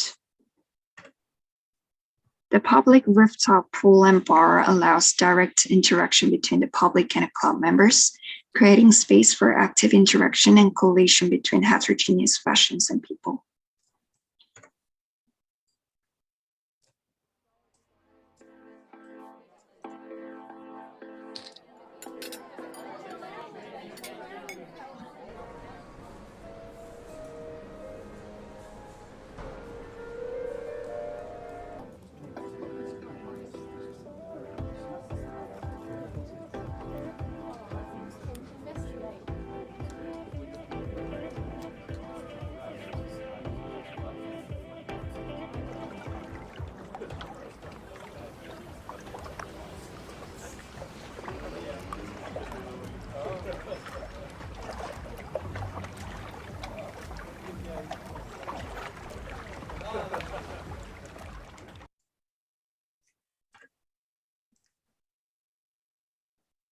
As mentioned before, the interior and exterior act and react to one another, allowing exterior curvilinearity to extend this quality interior, introducing ceiling structure for the lighting systems, while the curved interior wall to expand and continue to the exterior, forming facade pieces with different conditions expressed but different materialities. The facades plays with the disparate levels of transparency through different materiality, and the solid metal panels on a facade prevents the most private program from being seen from outside, while the transparent glass openings invite the public on a street into the club through the partial revelation of the three core programs: live show, art events, and sponsorship programs.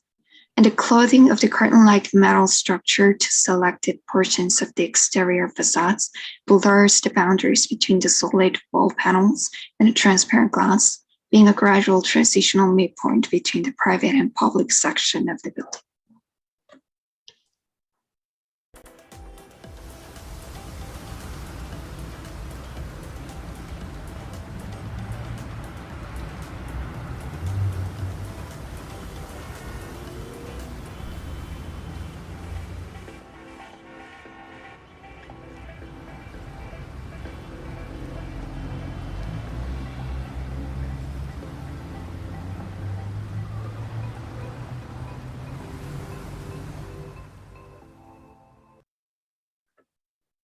LA, the multicultural city, bears people who categorize themselves into diverse and different groups. This club gathers divergent cultural and sexual orientations, being a hub for a mixture of homogeneity and heterogeneity in fashion and people themselves. By inviting diverse perspectives of the public and artists outside of the fashion fields into the private fashion club, Vivace allows heterogeneous ideas and identities to mingle and act on and react to each other, ceaselessly creating powerful artistic energies through the collision. Thank you.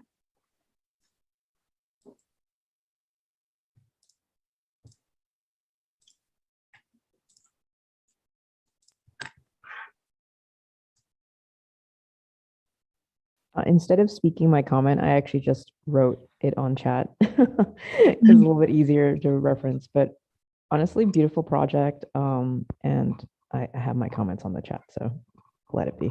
Thank you.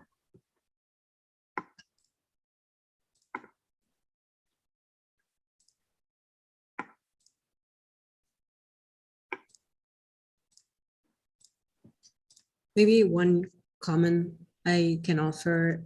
This project, and I think the previous one also has the same, I think the comments apply to this one and the previous one, is that when we look at your plans, they're super elaborated and we can see different shapes going into one another. And it's really well defined in terms of, spatial separation and definition. But when we look at the 3D, it looks like there's a lot of extrusion happening. And whatever is defined in plan in 3D or in section gets somehow lost a bit. And I personally always find it exciting when something happens in the section that is unexpected from the plan or from the 3D. So I'm wondering if there's a way to bring in the concepts that you're starting with, if it's before with the gears, a bit like Mark was pointing at, to really think of it in 3D. I would say the same here, you know, your reference images are still way more convincing than your final 3D building. So I'm wondering if there's a way to think about it three-dimensionally, and to have a section as complex as your plan. You know, what if one of your plan becomes a section, and to have that kind of complexity and different interaction between these spaces that are not only in plan, but in, you know, 3D that would also reflect on the facade. Yeah, I mean, I think you're further to that point, your plans are actually the most sophisticated and the most beautiful portion of your project and the most exciting promise. As a plan, we've maybe been in spaces like that. If you just think of one of those as a section though, I mean, it starts behaving almost like, you know, like Werner Panton's fantasy landscape or something like that, which is a sort of sectional, it's a sort of sectional extrusions that are, or slices that are put together. I think it could have been a much more interesting project, but your plans are sensational, beautiful. Which, I just have to say, like, when I was in school, it was like against the rules to say something was beautiful or that you liked it. Okay, this is like a big departure for me. It's like it was like you could not say you liked it. In fact, you couldn't say anything good about anything. But congratulations. Thank you. Rafael, we came a long way in 20 years. Yes, a lot of come a long way. Yeah, that's a positive thing, that we've come a long way and we don't destroy models anymore. Absolutely, absolutely. I wish I would like to be in this studio with Elena as a teacher too. So. That's hilarious. So Elena, you don't throw their models across the room or light them up like Chris? Model, because we are virtual and the students are here, so there is no model to throw any. Okay, no physical. Okay, I just remember working with Prix and he would throw it or light it up on a fire in Vienna. So that was always very exciting. I guess that's an advantage of Zoom. We don't have that luxury. I was going to point out in the I'm just putting a link in the chat, the artist Yi Suk Young that does a lot of the kintsugi work in 3 dimensions. I kind of, you know, the place settings you did are so captivating, and I just wish the architecture itself had some of the captivating qualities that Yi Suk Young's work did, because it's like you started out with that ambition, but when you get to the final project, it's, you know, more or less floor plates and vertical facades. And I think that 3-dimensionality of pieces of different things coming together in unexpected angles, like the 3D kintsugi that the sculptor, the link sculptor Yi Suk Young does.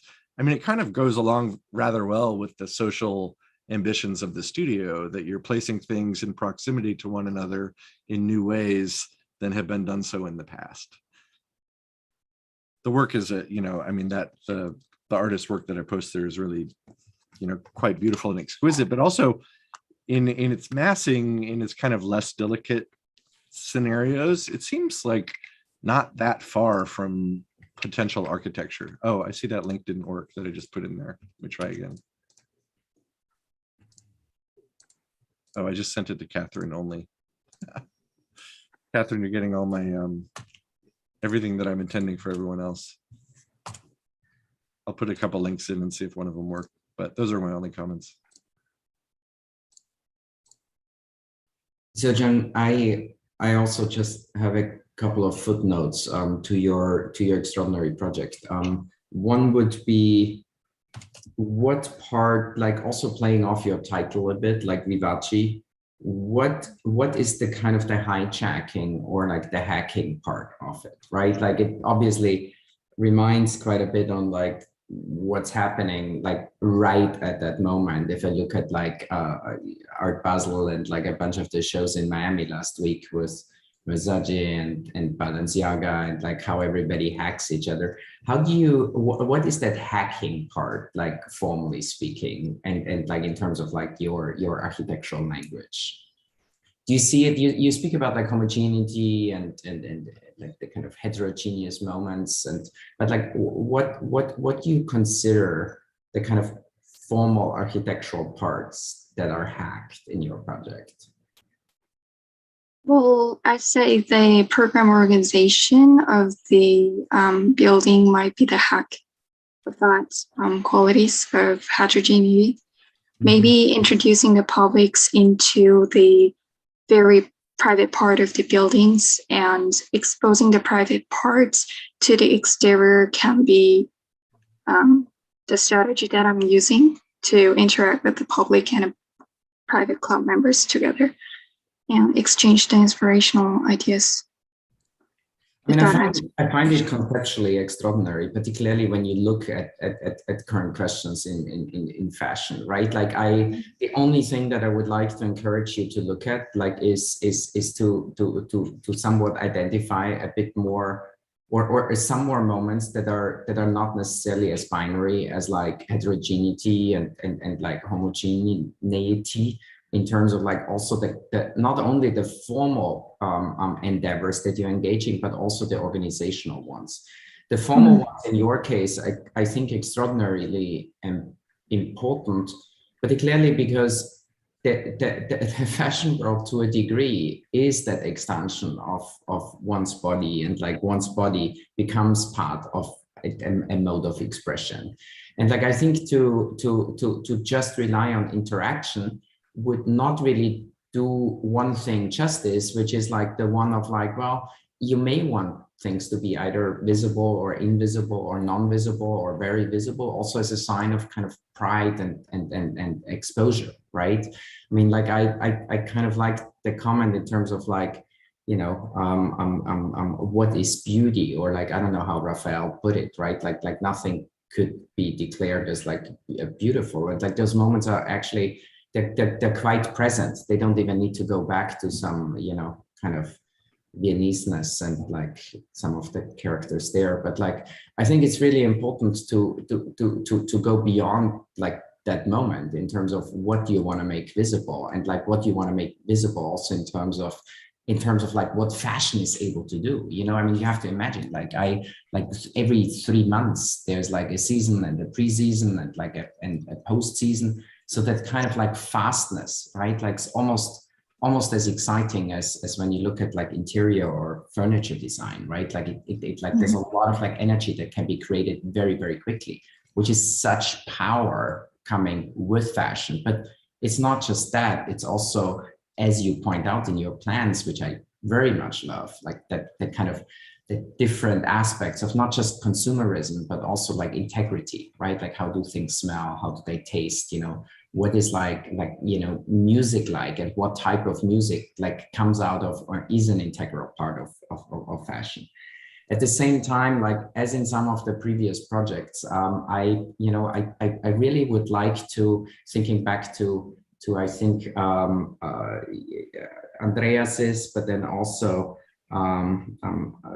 like some of the earlier ones, like what else do you do when it comes to the question of like equality and justice? And like, I think fashion is like one of the like moments and professions and endeavors that are very much on the forefront, right?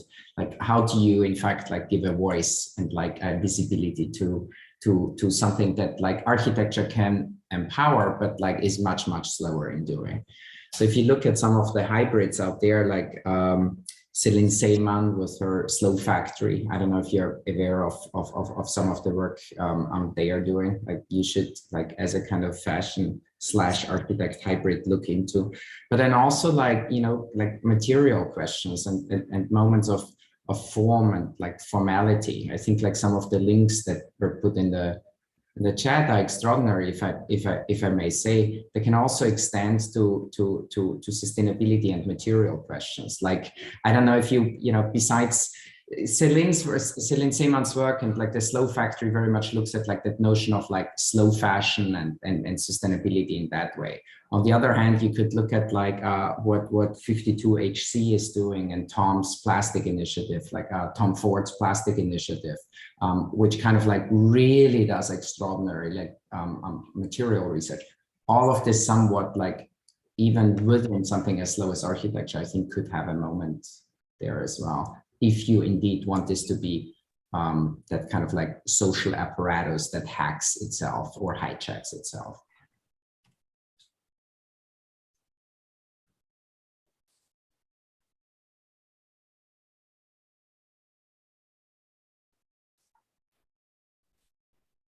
So this is the last project of the first session. So we have a couple of minutes if there are more comments on maybe all the work you've seen.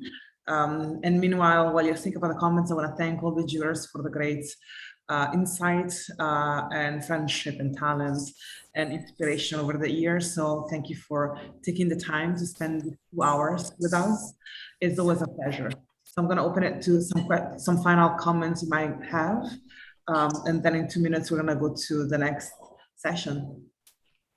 Yeah, I would say, Elena, I commend you on taking on such a difficult program. I think there's a trend in architecture schools to choose virtuous programs, to allow the students to tackle something that is, like at Yale, the last studio I had done with the core studio was like basically a center for social justice in the arts. So taking a project that seems so poisonous to virtue, like an elite club, I think it's a really brave stance, and I think it gives the students a lot more, a lot more of something to push up against. It's more difficult, and I think I appreciate the students, taking that on and, trying to tackle that, because it's, in a sense, it's like easy to get a program that feels good, right? But it's hard to get a program that kind of stinks and try to make a new world out of it. So congratulations to all of you. I have to say, I appreciate your comment, because I know it's a dangerous program to get in. But on the other hand, I think that as architects, we do have these projects to do, and they're actually a place for beauty and a lot of design to be expressed. And so how do we then work in a different way towards what they're asked to do? But Baudrillard said that architects always serve power, and this is a really great indication of that, because it's actually so rare that we get a program that we feel super great about, that's like a social justice program that does good for all. Usually architects are doing work for, more often than not, rich people or companies or corporations. So, or programs like this, which seem elitist and snotty, but maybe there is another way we can think about them in the context of our professions. So good for offering it, and really good for the students for taking up the challenge and doing such great work. I have like it's a little criticism. I am impressed, I have to say, with and again, I don't do many reviews, because I kind of don't care, to be honest. But like, I'm very impressed, and I'm not surprised that Elena, that this level of detail and richness comes from a studio that Elena spearheaded, because it is unusual to have this and to have something that focuses so much on interiors, which is, the sort of drag of architecture or something. But I do think that this is a real project, in a sense. Like, this is like a members club. It's like there's a client here and everything. And I think that it would have been more interesting if you had, I think everyone came up with really seductive and beautiful form, but I would have liked to hear more about your plans to subvert the model of the members only, or to enhance it. Maybe it's, making it even more exclusive. I don't know. But I think there was a little bit of a disconnect. Like, I think there were like these beautiful forms, and then shoehorning these kind of elements that were not really to address. But that's the only criticism that I have. Yeah, and just to continue on that, I think like if you're in the category of you have beautiful form, your plans are great, you learn how to do everything graphically great, then the question is, how do you tackle program? How do you answer to the brief? And I think that maybe the particle project that really tried to understand what it would mean to go, who would go, who's the audience and all of that, did a really good job at that. So I would always think that, you know, it's great, you need to learn the techniques, you need the tools. I'm #1 for tool learning, but also you want to react to the brief and understand why your project now is going to be different than what you do next semester. And yeah, but it's been a pleasure. I mean, Elena, thank you so much. It's always such a pleasure to be at your reviews and look at the work with your students. So thank you so much. In defense of beautiful form, I think, you know, a lot of work in philosophy now is linking aesthetics with politics, and that there's not the same disjunction necessarily that we may have thought of in the past. And I don't think we should automatically assume that engaging social issues requires ugly form, and that beautiful form is always contrary to our goals as architects. So maybe I'm just putting out there as defense of the last 20 years of my work and writing, but maybe also just a provocative statement to end on. Yeah, Elena, I just want to say thank you for inviting me. So I think all the students have amazing work, and it's been a pleasure to actually see the different kind of interpretations. And if any of you would actually like to build one without as many forms, I'd be happy to speak with you, because we're like redesigning with a few developers on like what to do with some of these guys. So feel free to keep in touch. I put my IG on there. I don't really have a lot of architectural stuff on it, but probably you're gonna get to see like boring stories about motorcycles. But yeah, so feel free to ping and keep in touch. And if you would like to actually make some of this happen, operational costs are huge. So we'll be talking more about that if you want to make this happen. Thank you all, guys. Thank you everybody for being here. I want to also welcome the new jurors that I see coming in. So clearly anybody who wants to stick around, great. We're now starting the second reviews between 3 p.m. and 5 p.m. We're going to try to keep all of this in time. How about that? So I will start first of all introducing the esteemed jury that we're going to have in the afternoon. I will see all of them coming in at some point, I think. First of all, Barbara Bester, founder and principal of Bester Architecture, and she's also a SCI-Arc alum from MR1. Luoya Tu, founder and design director of Archimorphic. William Virgil, co-founder of Brush Collective, SCI-Arc alum, and now also teaches at SCI-Arc, I think the 2GAX, both visual study and studio. Jasmine Benjamin, associate professor of architecture, University of Wisconsin. Zeina Koreten, founder and principal of Millions and faculty at SCI-Arc. She's teaching now 2GB, actually. She's about to teach 2GB, and I'm sure some of you actually had her last semester, so she's going to be seeing some of her students again. Then we'll be joined also by Doris Sang, director of the undergraduate architectural program at USC, also founder and principal of Dosu Studio Architecture. And finally, Aaron Gensler, undergraduate and graduate chair of Woodbury University, founder and principal of Gensler Clip. Thank you all for being here today. I will give a small presentation of the studio project. So first thing to say, this is a group of students from undergraduate and graduate. We have 2 students in undergraduate, I think for MR1 and for MR2. And this is a vertical studio, meaning it's an optional studio that they do after they've done core. And they've been working on this for 15 weeks, and today is their last presentation. Let me share my screen and I'll tell you a bit more about what our topic is. And here we go. Please let me know if you don't see. This studio is called Members Only, and the studio challenges the history and the legal niche of private clubs in their post-pandemic surge. So our times don't favor the model of private clubs that once defined American elite society. The main culprit can be found in the changing reality of socializing, doing businesses, and volunteering, everything these places exist for. It's also hard to bring up private clubs without mentioning the long history of discrimination that plagued some of the oldest establishments over the years. So times have changed, and the mental picture of private establishments like the heritage painted by the Christmas movie Trading Places has faded, while member-only facilities have been silently closing their doors. Not to mention, COVID-19 has moved socializing online altogether. And yet, despite all that, and the difficulty of these 2 last years of global pandemic and social uprising, some American entrepreneurs are now in the business of bringing real, in-person community back. In Los Angeles, private clubs have witnessed an unexpected rise in popularity.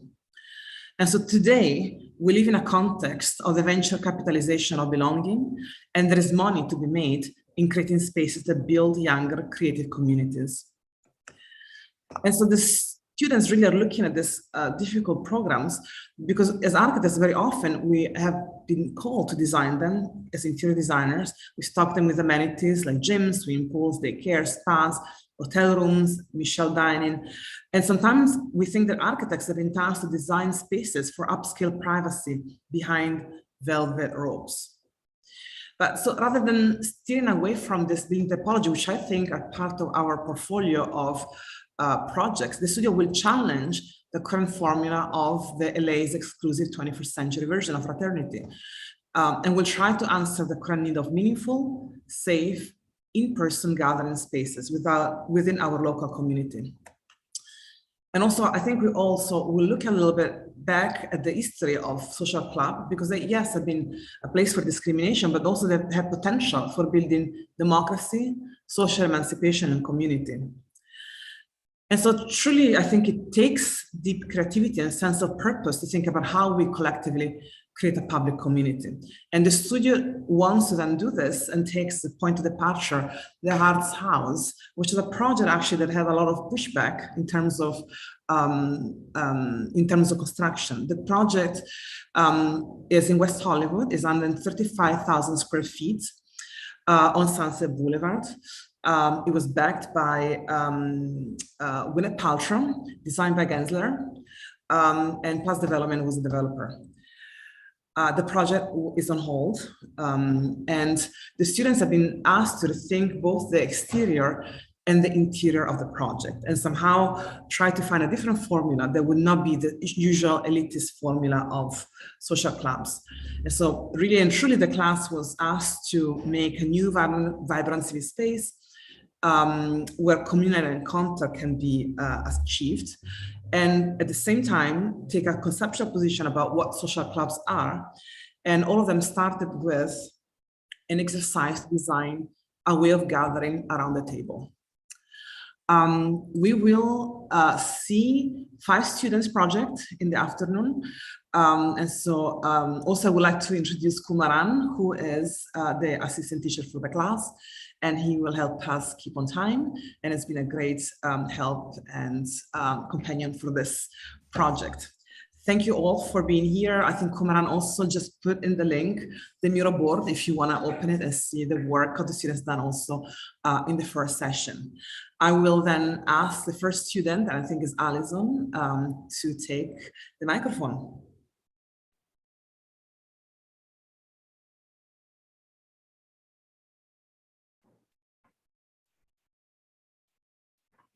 Hi, everyone. Can you see my screen? Awesome. Okay, my name is Alison Escobar. My member-only club is located, like Elena mentioned, in West Hollywood, and creating a safe space for artists with limited resources within West Hollywood is crucial.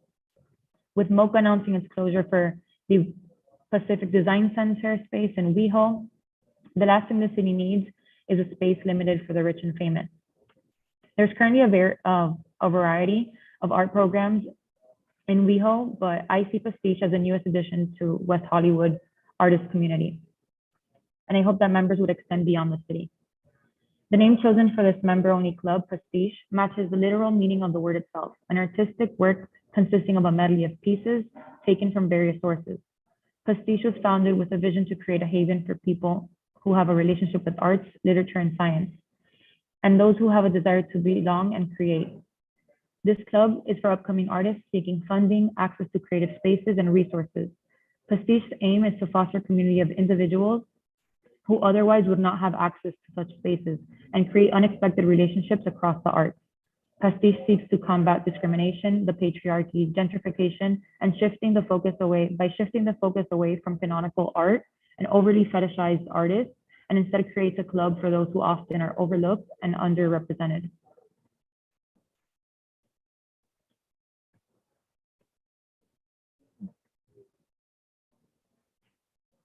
Sorry, I don't know why my sharing is being weird. Give me 1 second.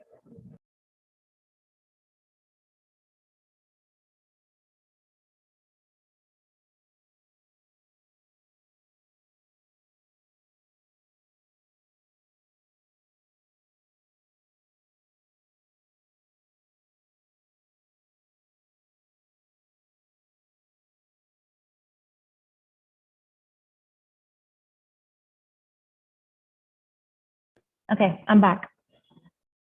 At Pastiche, everything is about what you bring to the table. At Pastiche, it's not a typical table setting. Carved out of the table like a lunch tray, members are meant to fill the table with one-of-a-kind flatware. In order to access a supper room where members eat, one must make their own chairs and flatware, and in order to eat the special meals created by upcoming chefs at Pastiche, one must join forces with other members. Pastiche's program is designed to make you want to collaborate with neighbors. Every time you leave Pastiche, you take your new skills with you, because at Pastiche, you will never enter empty-handed and you'll never leave with less. You might even end up with a pair of scissor forks.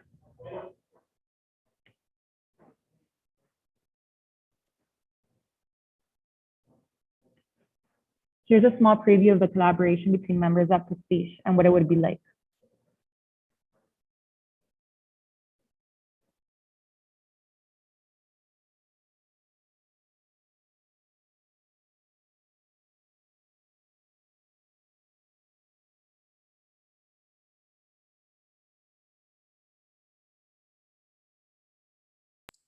We're not hearing the sound.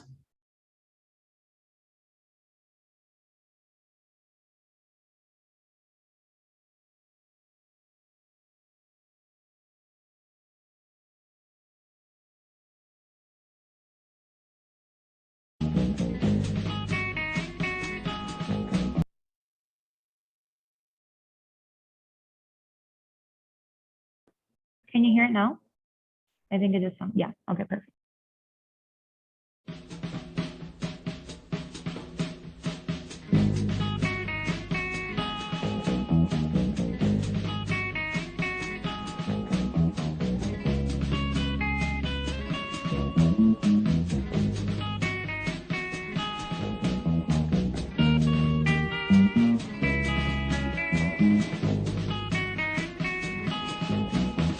C'est le temps de l'amour, le temps des copains et de l'aventure. Quand le temps va et vient, on ne pense à rien malgré ses blessures. Car le temps de l'amour, c'est long et c'est court, ça dure toujours, on s'en souvient. On se dit qu'à 20 ans,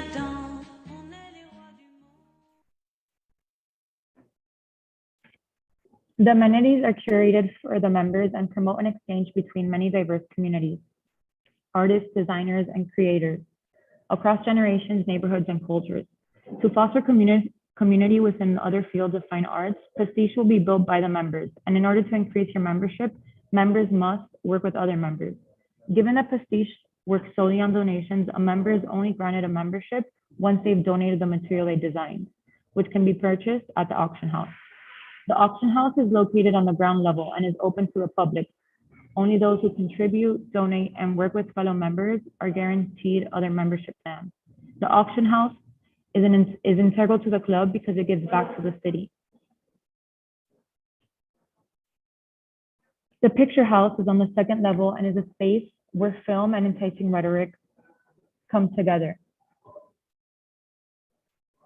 The supper room, instead of members taking pictures of their Michelin star restaurant food, upcoming chefs with limited access to kitchens would have to look no further. Their donation is their art in the kitchen. The supper club is not just a space for dining, but it's also for observing and collaborating. Because of the unknown chefs, cuisine and flatware are a must bring. The supper club will always have an element of surprise. With its bar, private dining, and training spaces, the heart of the supper club is at the center. Here at the workshop, members of Pastiche can use the tools and workspaces they make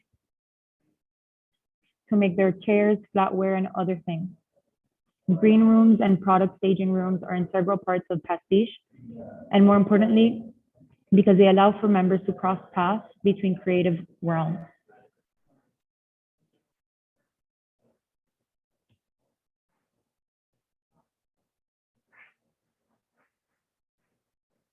Here's how the spaces would be within.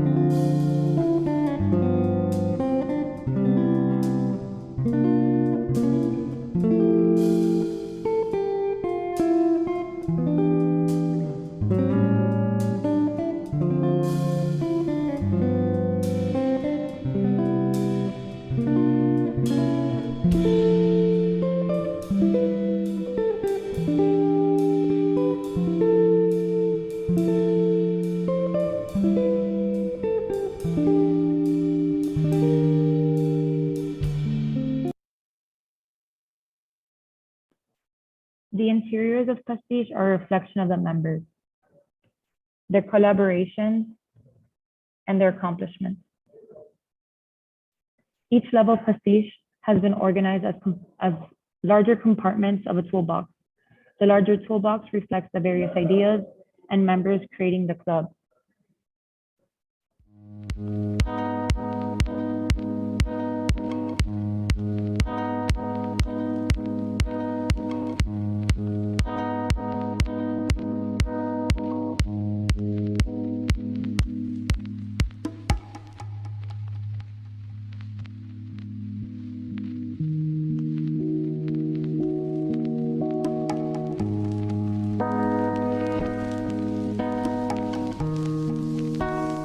J'avais jamais vu de nuit aussi calme.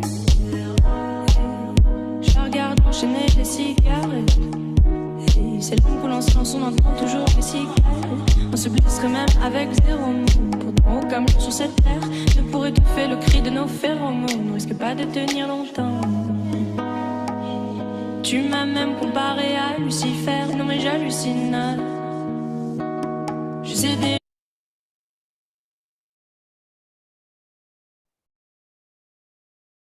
The members' donations are not limited to the content inside, but they're reflected on the exterior of the massing.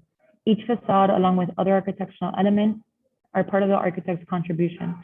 For the auction house, architect members have designed each of the columns as a contribution to the club as well as the city. The auction house reveals itself to the public with its permeable curtain glass wall. It's inviting you to place your bets on all things and everything Pastiche, while the other levels are wrapped in the ETFE puffer jacket, concealing the screening room. Tucked away like a curtain-like iridescent facade exists the supper club and workshop. Thank you.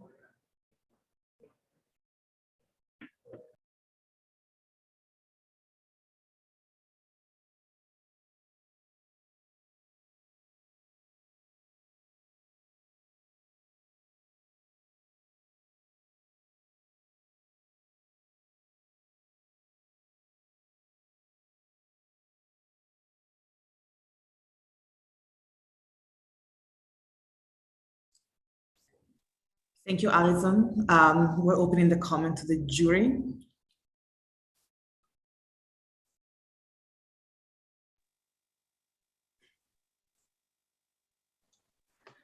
I think that was a beautiful presentation. Thank you. I have a few questions.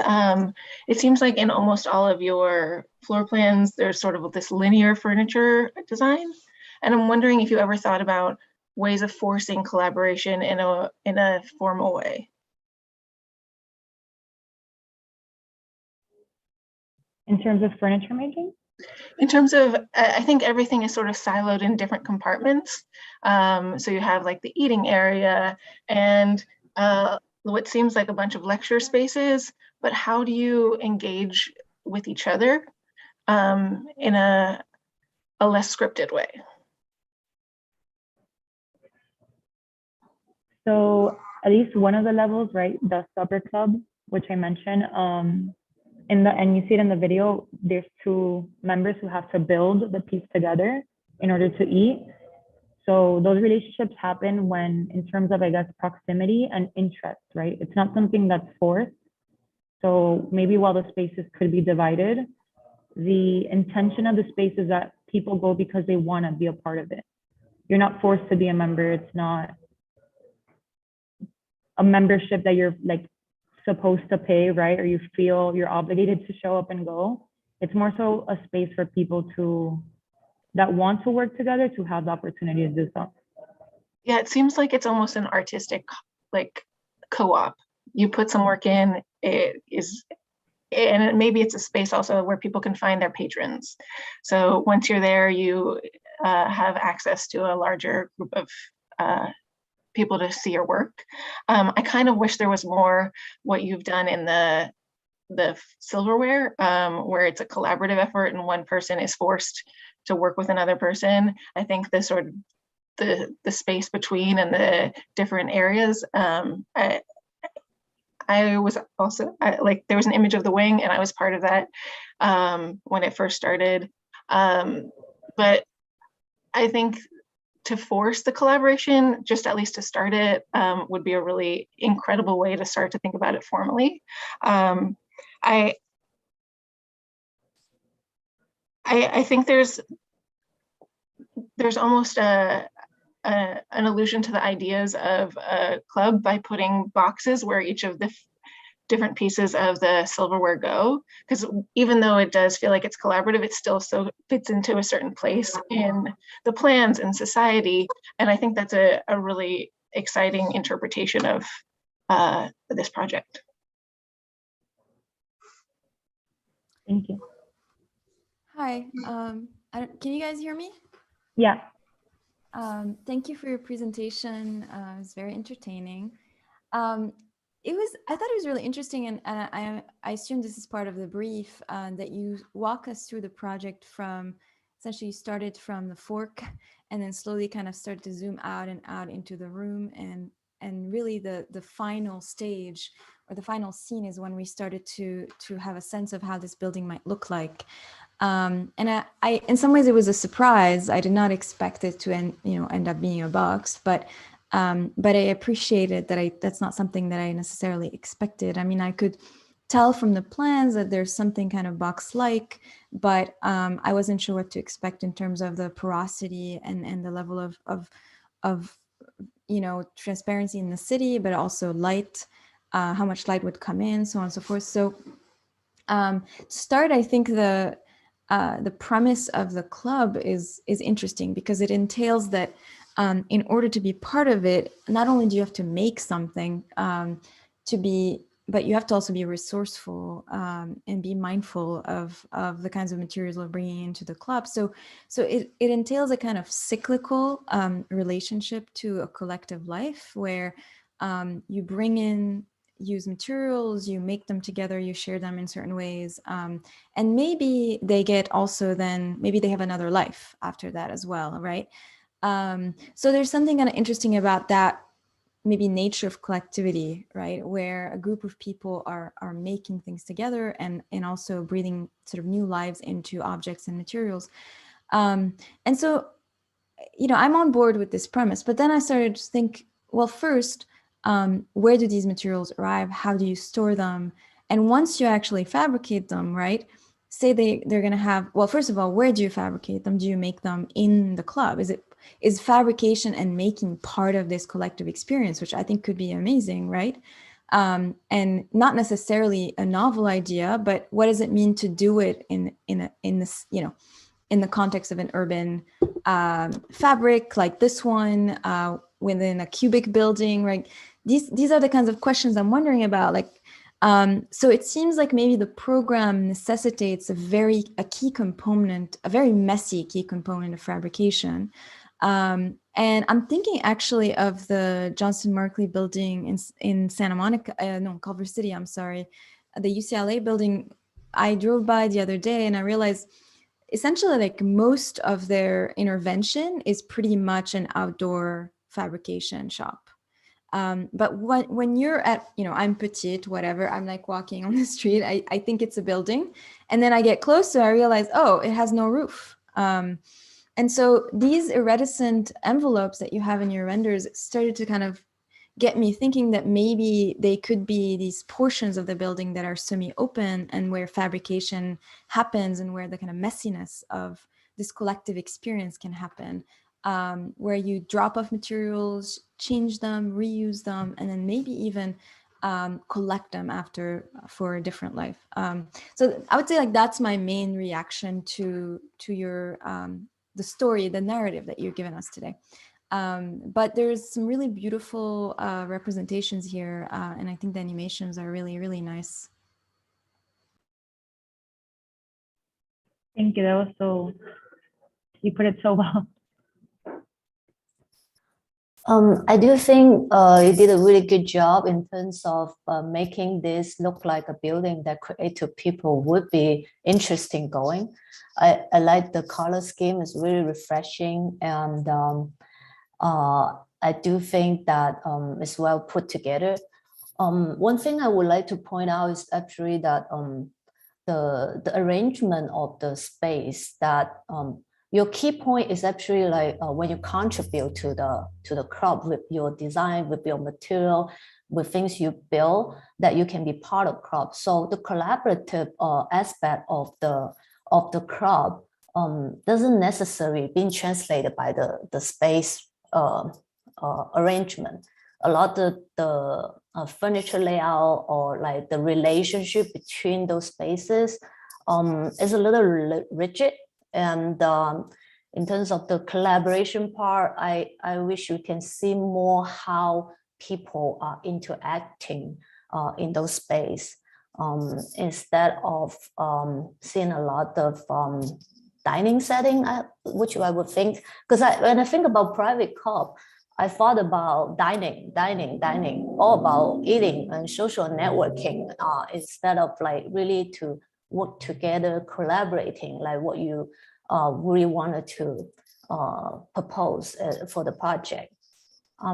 Yeah, but anyway, really nice presentation, and I love the color scheme. It's like a perfect building for West Hollywood. Thank you.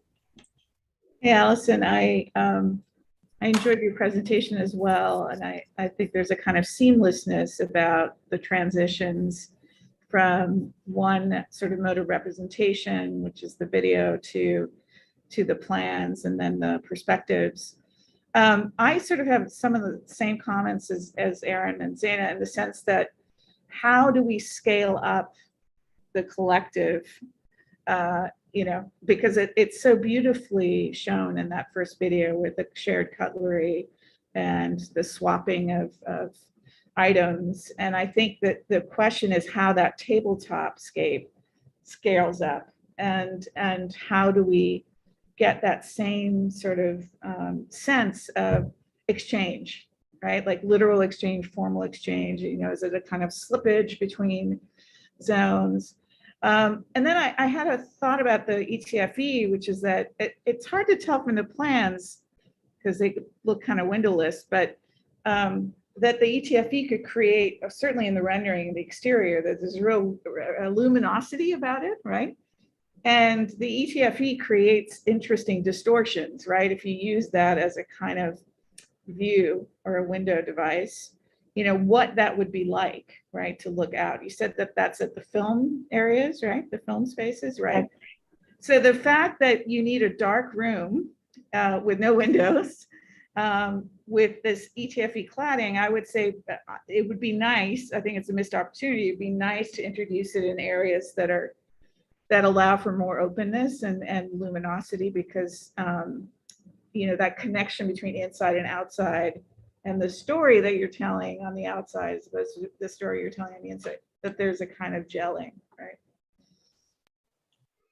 I would add, Alison, to that, just following Jasmine's comment. I really think that the comment on that everything starts at that furniture, at that table, it's spot on, especially because one of the premises of the studio is how do you rethink the interior? So you started with a table setting, and how do you rethink the way that you set the fork, the knife in this little cubbies, right? So it's like you're already thinking about how do you take these objects and you reposition them in this table. So for me, when I look at, beautiful set of plans, the great color palette, all that, I think I agree totally with it. But for me, the way that you are proposing your interior, it's not like you're not kind of like reinventing or rethinking the way that these members would, I would say, like clash with each other or collaborate with each other or be in this space.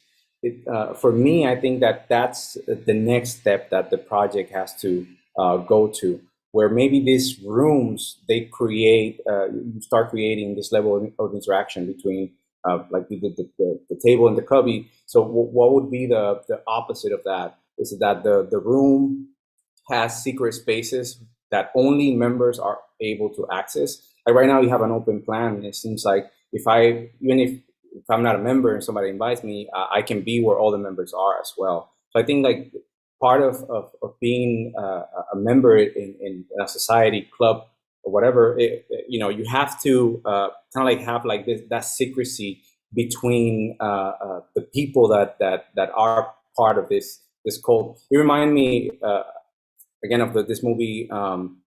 I think it's called Ready or Not. This lady, she marries a member of her family, and then it seems like they all want to kill her or something like that. So for me, like this sinister level behind what is it that we do at this club could be an interesting narrative to kind of like move the project forward in the next step.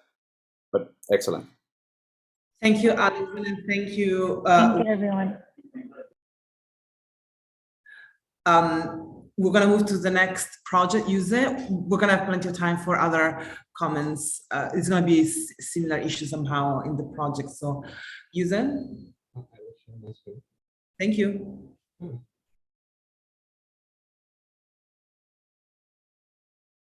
Hello, my name is Yuze Han, and I can like to work on car club.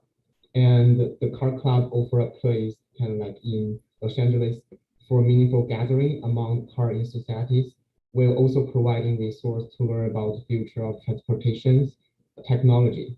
This is located at a major intersection in West Hollywood. The club hopes to introduce new transportation technologies to the wider public. It will become an epitome of new ways of life. Kind of like by increasing the openings of building, the building become our service point directly open to the city. The self-driving single-person trains can bring people to the space they wish to go. And the club can therefore be recognized as a space to experience new technologies. People will naturally be attracted by buildings to experience the club and this new and convenient lifestyle of self-driving vehicle. At the same time, they will experience to the new and old car culture, which will help generate a club that promotes a positive integration between people, building, and cities. And here is the third plan. It's kind of like a restaurant for the general public, and it will use fully automatic food delivery method fully automated robots and robotic arm will deliver meals to people's tables. This food delivery method will be more efficient than traditional human method and significantly reduce human error. At the same time, this automatic food delivery robot also showed another form of the future card. It will actively follow and track target to help people instead of only carrying people. And on the other hand, the very exclusive 3D print tablewares also demonstrate the more opportunities and plasticities of the material. They also provide more possibility for the material and the shape of the future cars. Therefore, these clubs hope to become a catalyst for the promotions of futures, urban science, and technology. And here is the videos of the table setting.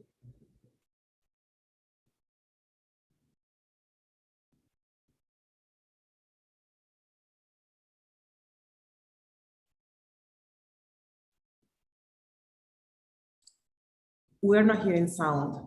Oh, this maybe not show the sound. Oh, I will stop showing it.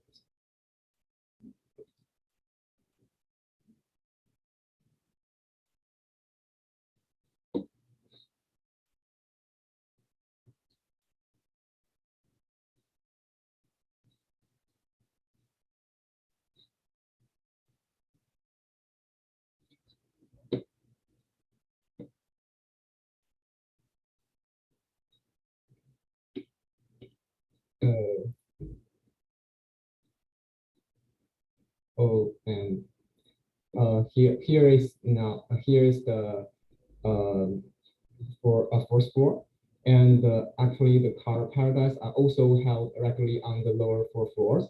The line for the autonomous car become paradigm line for club members, turn it into an exhibition. At this time, members and their collections will be intertwined with the public.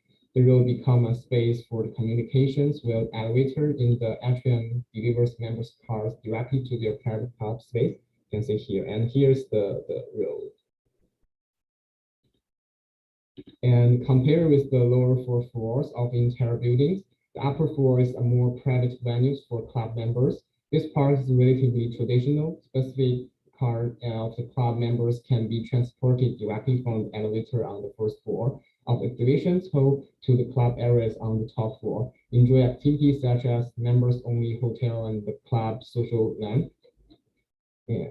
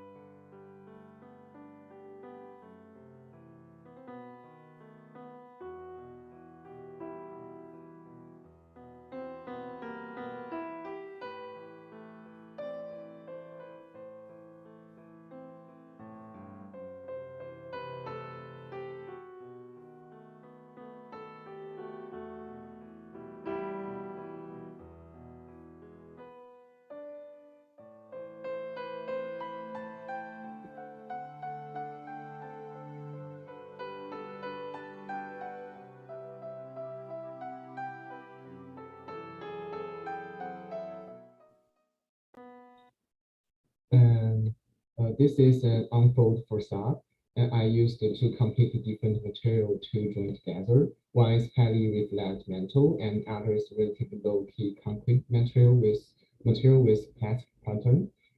They signal the closeness of classic and latest technology elements in this club. So we'll hope to provide a place for the promotions and the integration between new and classic, the private and public, and the city and the architecture, and finally people and cars.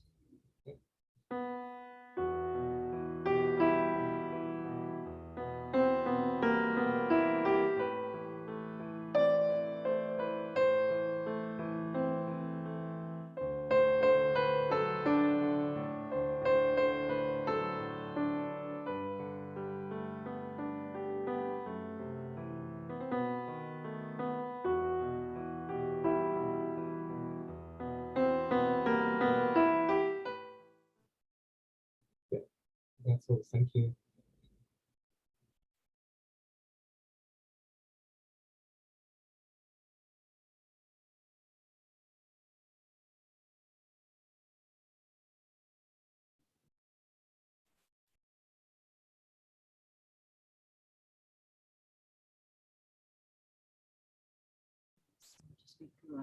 I guess I'll start with some questions. I think it's interesting. The self-driving car is kind of a next level of automation, right?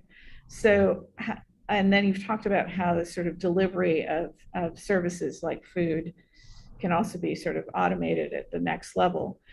What's interesting about both scenarios is that they don't require people, right? In other words, self-automation, you know, is self-driving implies a kind of passive relationship with the machine, right? And similarly, if the robot is delivering the food to you, then there is no engagement with the server, for example.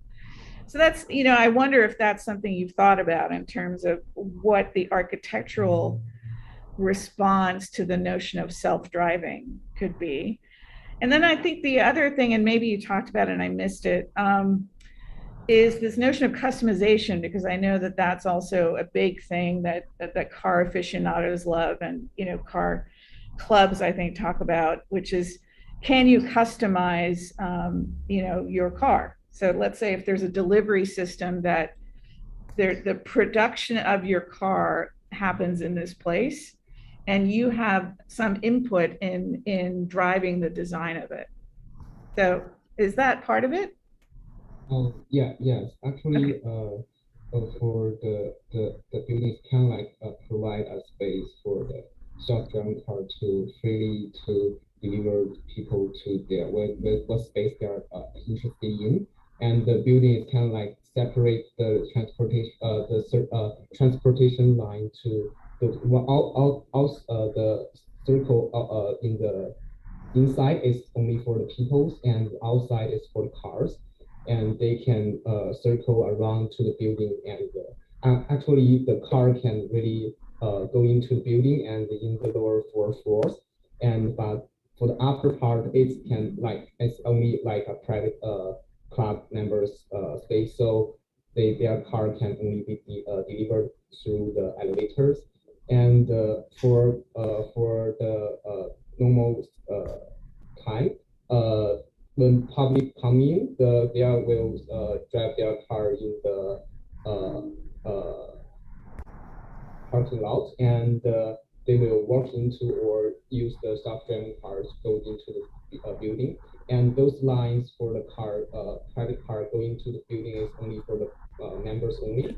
And for that part, there are cars going to the building, and they will be kind of like exhibitions, which will the car members will show their car, and it's have a activity based people based public during the lower fourth floor. And for the normal time, they will not drive car like this. They will only use elevator to go to their private club. That's Yeah, so of course the most famous car building that I know of is the Fiat factory in Lingotto in Turin. And of course the ramp is the driving element, and it's necessary, it's a necessity, right, when you're dealing with cars and buildings. And so then how do you optimize the ramp at different scales, right, to incorporate other programming, I think is something that's interesting. Very interesting project with a lot of potential. Thank you. I'd like to add some things. I hope you can hear me. I think your project's actually really interesting. I mean, there's 3 parts to the project: the people, the automobiles, and the building. And the way that you propose is a little unclear as to the relationships of these to each other. So, and typically, right, what you're saying is there's a servicing in one way or another, right? Whether the automobile is servicing you or the architecture servicing something, etc. But the problem is, in your project, is not very clear.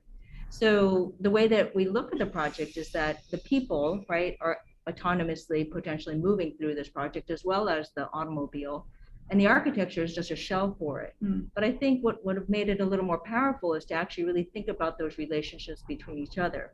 Is the automobile, for example, an extension of the human body? Is the architecture extension of that? Or is it vice versa? Is the architecture actually, or is the automobile an extension of the architecture itself, and how these things actually impregnate and inform the other? So in the end, does it all become one and whole, right? As opposed to three separate things just moving around independently? Does the automobile, you mean, become part of the robotic system that you're saying is happening inside the building as part of that delivery system, given that it could potentially be self-driving as well? Or the humans actually become part of the extension of that robotic system too. So I think you propose a really interesting idea and relationship between all these three. But I think the idea could go so much further. And so in the end, we almost see this kind of blending of these things as opposed to three distinct characters in this story. Hey, Doris. I see you behind that mask. Well, I think I like this. I like this floor plan a lot in that there's a lot of ideas about, movement and form, and I would say the previous plan, took a pretty quotidian approach to laying out space, and that in a way, I kind of feel like the self-driving cars are more of a metaphor in this one than it is much of a reality. And if it is a reality, it's kind of in a Pimp My Ride happens on the first two floors, and then like luxury Louis Vuitton, lounge happens on the upper one or something, and it kind of looks car-like. But I don't know. That's. It seems like more. There's a lot of scenographic kind of moves.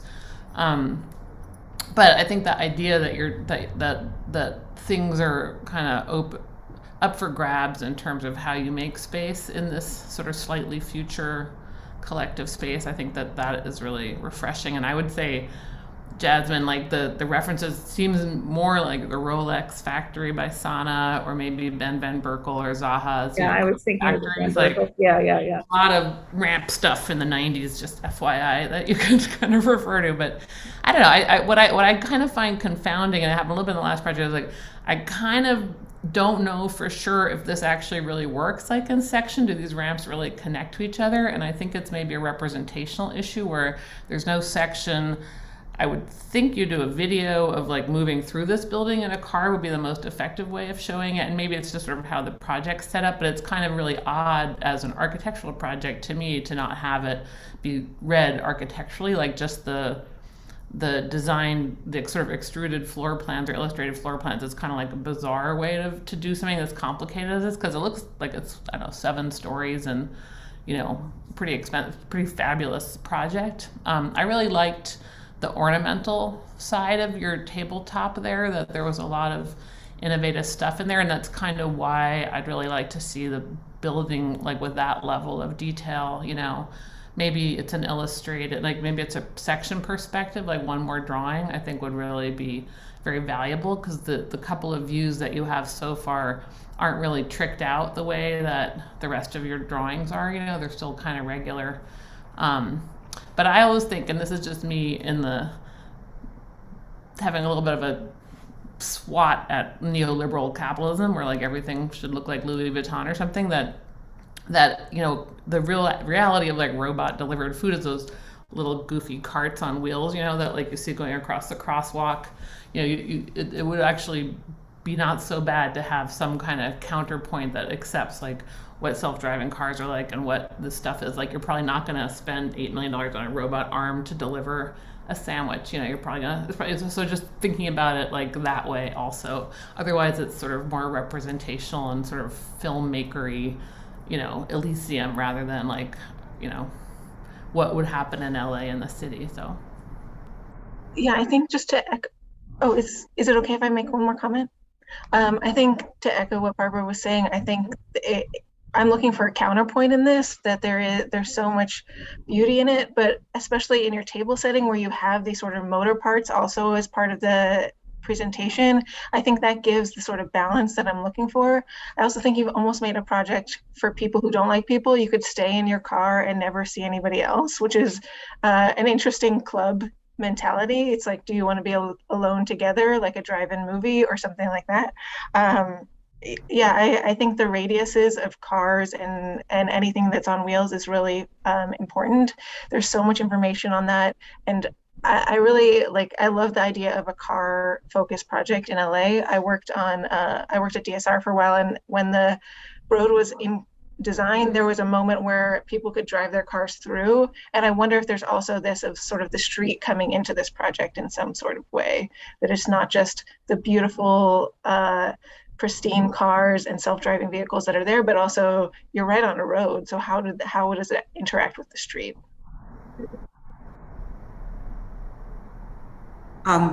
Thank you for the comments, and thank you, Yusuf, for the great presentation. We're now moving to Paige. Hello, everyone.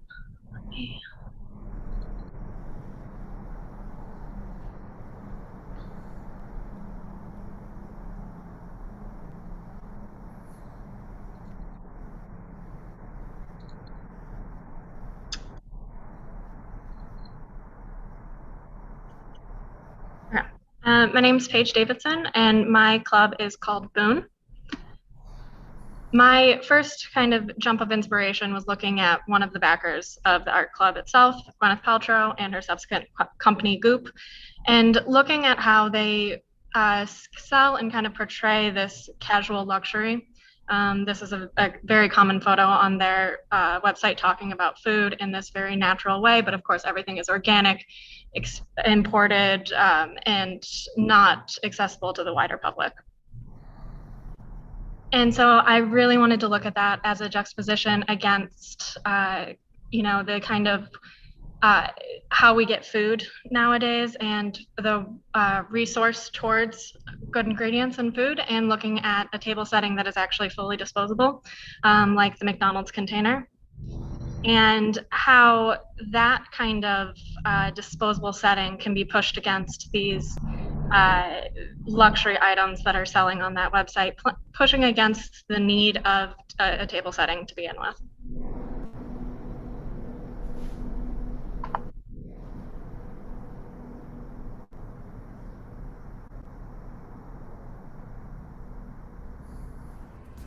Wow. Look how gorgeous you look. Hi. Didn't hurt? No. How do you feel? I feel so good. How did you break it again? Filming the movie Halloween, someone flew back and hit me in the face. You're kidding. So then I was like, well, if you're gonna fix that, make it cuter. It's gonna look good. I can tell. But this isn't easy. I have been eating soup in bed and shopping online. So good for you. Have you found any good things? At least I don't even know what to buy. Stop. Yes. So what's going on? Have you talked to anybody? Any of the girls? I haven't seen anybody. No one. Nobody? No one. I'm so happy to be here. I can't wait to see Erica and Dorit. Like all of us together. I know. Dorit and I were in Mexico. I know. Yeah. So that was fun. We did a whole family vacation. I've been actually thinking about reaching out to Garcelle. I am gonna go have dinner with her today.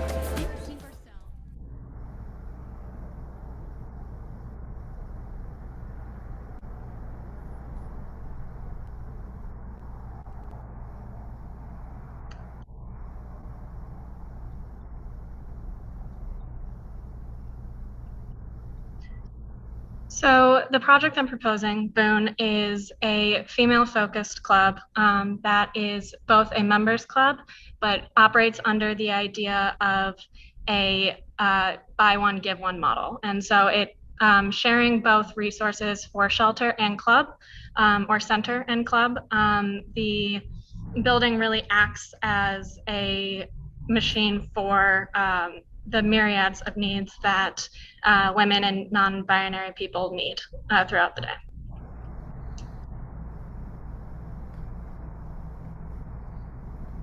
So if you take both kind of function, the private club and the women's center, and if you were to put them both on the site, there's a lot of overlap of program, but because of social stigma, they're often separated. And so what the way the building actually works is to try and kind of fold them back in to see what can be shared, can see what is benefited from overlap, and so on. And so to quickly kind of run through the ideas of the program on the site, on the first floor is a clinic and retail that would service people in the shelter as well as outside, fitness center and daycare, a restaurant, event space, auditorium and cafe, career development and salon, etc., social and mental health services, working spaces, and temporary housing, either for an extended period of stay, or if you're a club member, then for the night if you were needing it. And so the project really looks at how you can take these, all of these different programs and start to kind of fold them into one another, either through, you know, loose associations of kind of one thing flowing into the other, or through niches and carve-outs, or certain programs kind of mashing into each other and jarring into each other to create a series of either collective spaces or private spaces, depending on the need of the person at that time.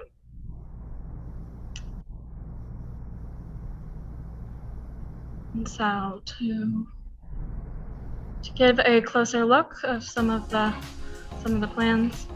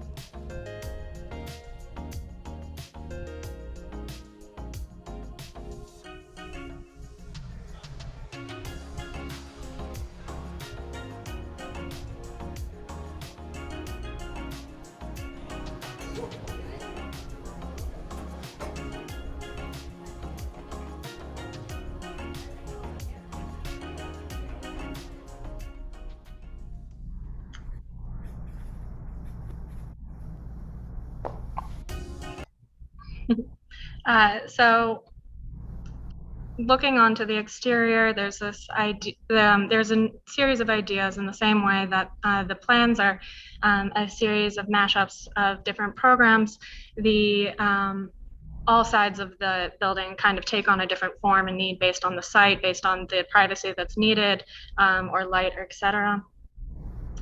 And looking at different levels of translucency, impressions of windows, and scale within the site.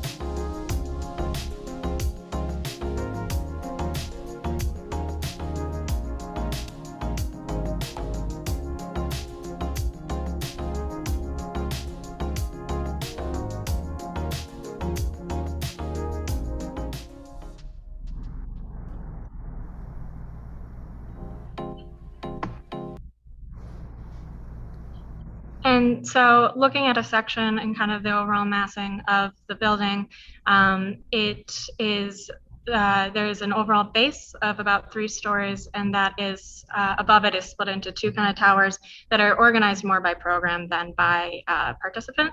And in between is this kind of interiorized courtyard that looks out onto the street. And so it's not completely shielded, but is given some sort of protection. And there is a real emphasis on certain kind of programs like nursing stations, unisex bathrooms, yoga rooms over large spaces. And so it's more of a need-based aggregation rather than looking at the overall kind of mass.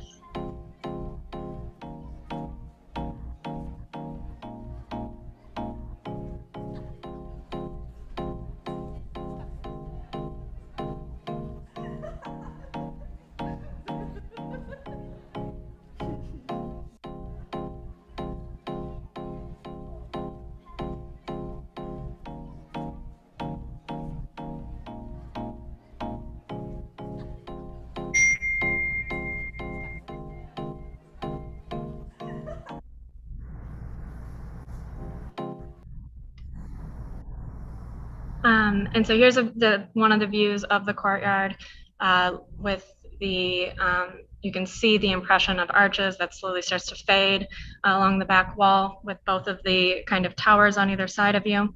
It's actually, the north tower is lifted up, and so there's a completely open air kind of transfer on that whole level. And then to the right is the auditorium and like a banquet center.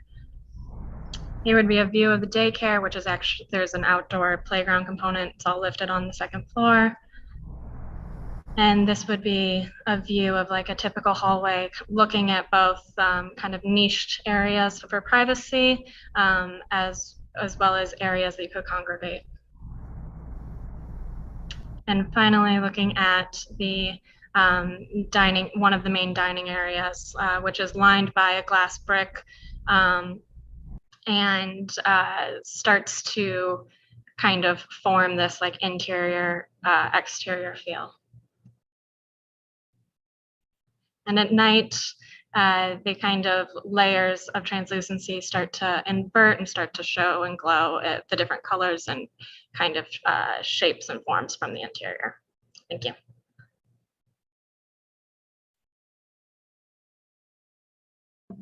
You know, Paige, I do want to commend you because there's a component in your project that speaks very clearly about this idea of shared surfaces. And whether it's the facade that actually shares and transfers over, you know, different areas, all the way to the smaller like tables that you show and the pathways, and there's very few things in there that are very individual, except maybe the rooms that people live in.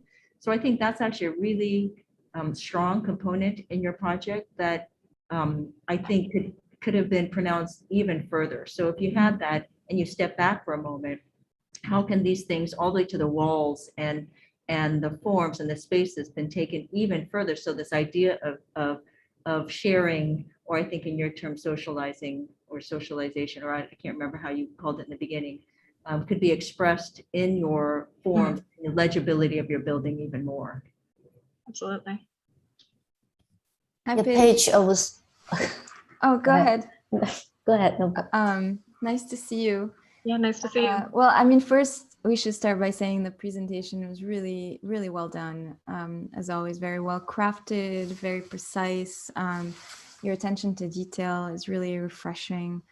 I have some questions though about just the kind of initial programmatic premise, because I'm actually really intrigued. I'm very excited by this idea that this is a club, very much needed club type in the city, and it seems to have its sort of dual identity, right? On the one hand, it's about a kind of fleeting collective experience where people could come in and leave and have some kind of experience and leave. And then on the other hand, there's the idea of sort of overnight housing that you bring into the table. And I think that's really clever because otherwise these just sit empty, right, overnight. And so to first think about a kind of maybe a double life for building, I think to start with that is a really great place to start. And then the other thing is to think about it as potentially having much more of a kind of seasonal or maybe a cyclical life. I think could have made the project even stronger. But what I'm wondering though is if you could maybe clarify for us how you're envisioning these moments of sharedness that happen with anyone who's might be unhoused and in need of a place to stay at night, and whether there are moments of interactions between the members, or if they are considered members, how does that work? So I'm just kind of trying to understand from you, like I'm projecting all these scenarios in my mind, but if I'm sure you've thought it through, so maybe you could walk us through just a little bit in more details. How would this work? Like, is there a different schedule? Is there a different, process, so on and so forth? Sure. I think so. When I was really creating the structure of the program, I was kind of leaning into the one-stop shop of it all. Of like, if you are in need, anything you would need would be there, from the clinic to sleeping to food, and in that way, I imagine that the membership would carry for a period of time. That if you, since there's, I think there's only 24 beds in there, so it's a limited number of people that are able at a short period of time. But the idea is, if you are brought into the community, you're essentially given access to everything in need, and that goes from job placement to training, et cetera. And so in that case, there would be overlap. And I think the way I was imagining it, though, too, is the people in need would actually have the most privacy. I think it's easy to think that the club members would, kind of have the most privacy, but that isn't necessarily how I structured it. Instead, the women from the center would have the most privacy, and if they want to go into the private club portion of it, then they can. But if they wanted to stay away for whatever reason, they could as well. If does that make more sense? Yeah, so it sounds like from what you're describing that there would be users like simultaneously using the building, and that there's no like separation between, say, night and day or weekday, weekend, or something like that. Correct. Yes. Okay. Is there separate circulation though? I mean, sorry, following up. However, yeah, I mean, I was thinking the same thing. Like, is there separate circulation, and also is this a scenario where the members could fund such a building or such an institution in the city, right? Because of course we're thinking, is this a public institution that sort of is disguised as a club? Anyway. But yeah, I'll leave the floor to other comments. There is separate circulation. There's a separate core that's kind of enveloped in that southern tower that would service all the needs if someone needed. But yes. You really thought it through. Good job, Paige. I was really intrigued by your ideas. I love the social agenda of your project. I think the shelter is just part of the solution for housing of people. The sense of security and belonging, should be also being considered. So I think it was brilliant ideas that you actually combine these two together by using this club as a solution for these unhoused women in the city. And also I thought the layout and other space you created, it gave me a sense of sharing and really encourage people to be engaged. I think it was really well put together. I would just have something that is disconnected from your table setting. At the beginning, was showing the disposable table setting. So I wasn't quite sure how these two come together. That was my question. Thank you. Sure. To me, I think it was initial jumping point of this kind of high-low. And if you look at some of the actual tables and chairs in the plans, there's like the plastic, $10 chair that you can get. And so I think the building isn't trying to take itself too seriously because it's trying to do serious work. It was the way I was kind of approaching it. And the table setting was doing the same.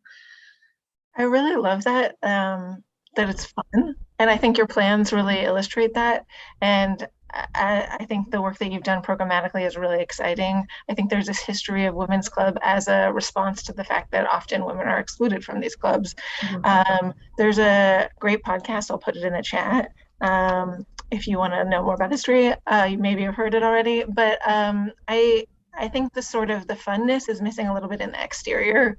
And I think a little bit about the kids play areas in McDonald's, because you've shown them, and I wonder if there's opportunity to have like slides coming out of the side, so it feels a little silly too, so it doesn't have to seem so serious in the way that you've so beautifully done this in other places in this project. Yeah, I mean, I think that's a really interesting point, because you also mentioned that this building acts like a machine. And I was wondering, in what ways can it not be well oiled, right? In other words, that there are still moments of friction. There are moments of division. There are moments of struggle. And I think that, look, I'll back up and say I'm a big fan of the project. I was a fan at midterm, and it's great to see it progressing. I'm particularly in love with that unfolded drawing that shows the sort of the elevation and the plan sort of together. So I would encourage you to problematize it a little bit more, right? In other words, that it is, and that's hard to do, architecturally, to show something as intention without it showing unresolved, right? In other words, it's fully resolved, but there are moments that really create friction and tension. So I think that would be something that's really interesting, and that may happen in the shifting moments of transparency and translucency, right? And so that there's a toggling between those two that has to do with the right to privacy, and maybe there's a moment where there's too much transparency, right? Or there's too much translucency, right? And that metaphor then also carries through architecturally. And then finally, I would just say that, it made me think of those American Express ads, membership has its privileges, right? And in this country, like healthcare, housing is a privilege, not a right. And you're saying, in fact, no, it's not a privilege, it is a right. And that this part of society is allowed as much beauty, and should be as loud as much beauty and clarity and safety as any other part of society. And I think that that's really interesting, thinking about rights and privileges, and what does that mean architecturally. But look, I'm a big fan. I think this ribbon, other people have commented on it too, that goes from path to tabletop to stair to lighting, that is a really sort of beautiful moment in the project. And I would love a diagram just of that, right? Just to see a drawing of that, connectivity. I agree, Jasmine. I mean, I like some of the design elements a lot, like that piece which we do get to see in 3D a little bit, and that there's a care to kind of developing these unique kind of architecture, furniture, borderline pieces. I guess I feel like the project is really strong. Thank you so much for that section. To me, though, like, to strengthen it further, the framing of the concept is a little bit weird to me. I mean, it's almost as if there's so much writing about the toxicity of girl boss culture, like why the wing fell apart, why nasty girl. It's like, it just pretends that didn't ever happen, and there's this kind of, basically the critique, even with Paltrow, is that like these are all sort of capitalist endeavors. The people working in them are, really poor and not taken well care of and kind of abused. And there's no reason that because it's women, it's better than another kind of Walmart, packing space, basically, as far as the workers are concerned. And I think that to me, I would almost, to really get in there, I would say like the emphasis would probably be on the women's center with housing and like their counseling and all the support. I mean, basically the program of a real homeless shelter is a lot of it's also support stuff, right? It's not just rooms. It's like that infrastructure of support is what makes that a successful transitional housing thing or not, and then like however many, real housewives of wherever need to hang out in a lounge somewhere is like maybe like an economic engine that's supporting this bigger system, just kind of like get the argument a little stronger in terms of having a political stance, because otherwise it sounded a little bit to me like this many women are unhoused in LA sounded kind of like like, oh, let me check off that box. Like you got to really build it into your presentation more. And I also think, frankly, like you probably have a lot to say, and it seems like a mistake to just let those videos run quietly. But like, you could totally talk while the video is going on. I mean, we do a lot of presentations. There's no reason to just like, what is the real narrative that you're going for? What are those ideas so that we hear more about them? Because I don't think the drawings are able to do quite as much of that work, because it is a little more like, what's going on in the world? What is this? How does this position itself in contemporary Los Angeles, and why? Yeah. Thank you.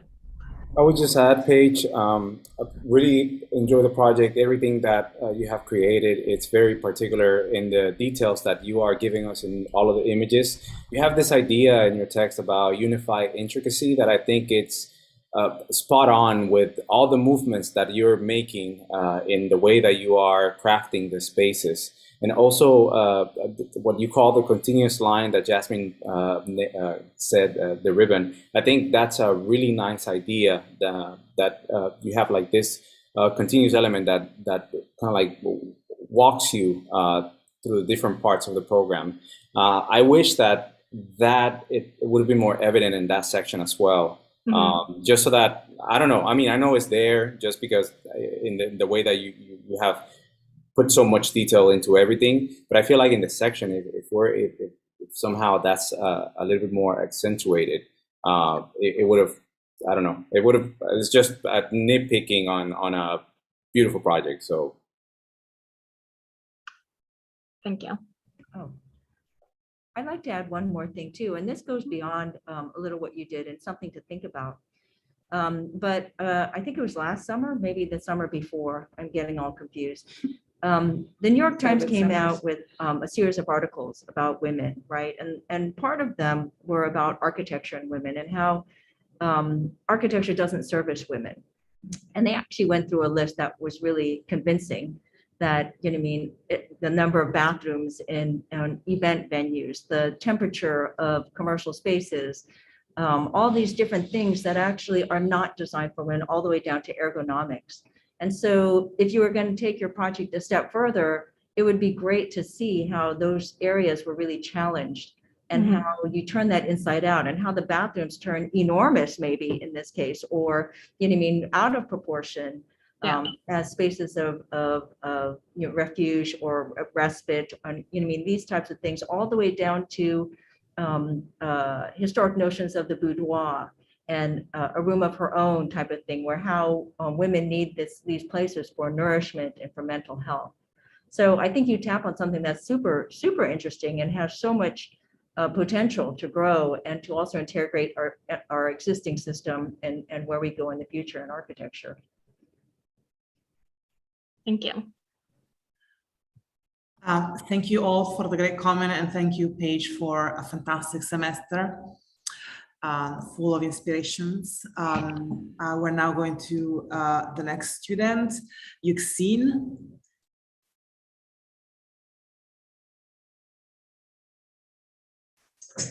Hi.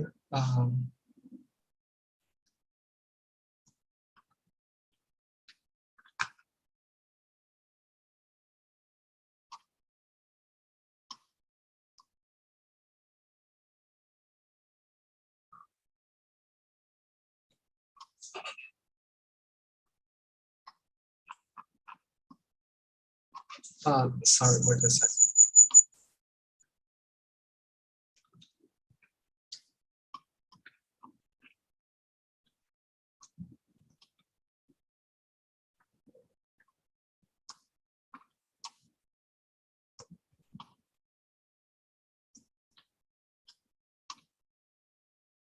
Okay, sorry, I'll start.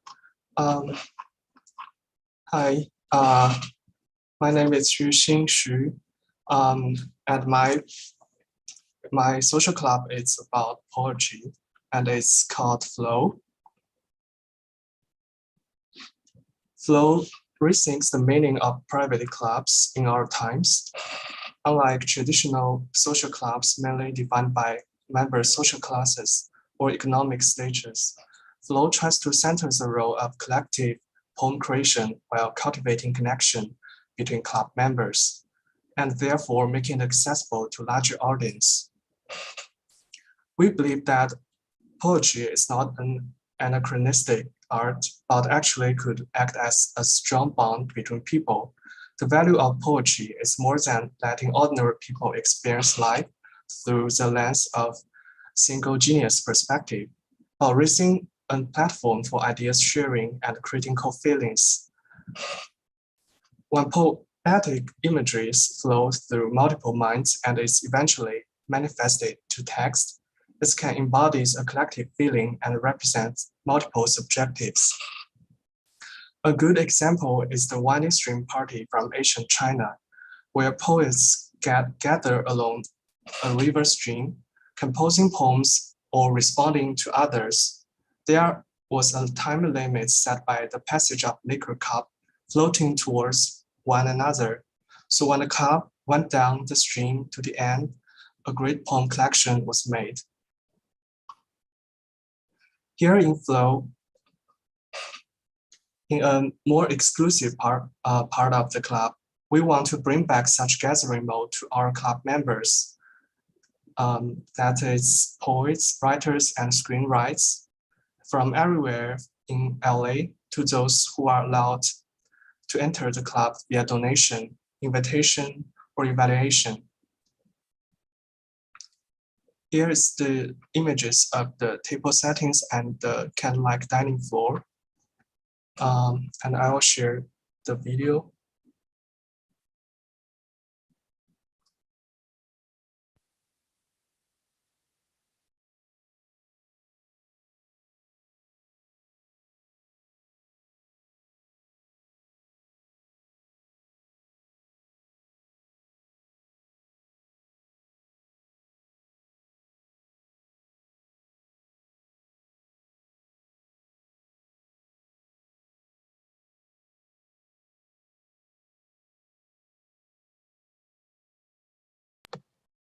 We can't see the video if you're playing a video.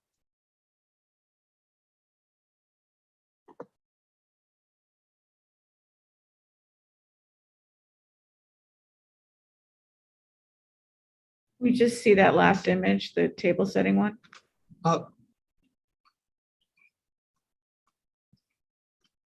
Sorry, can you see the video or not?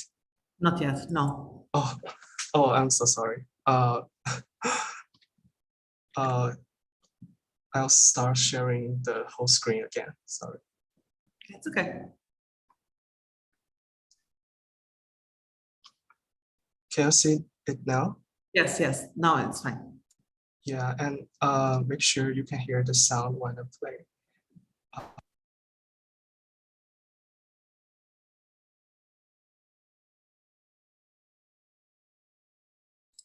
No sound.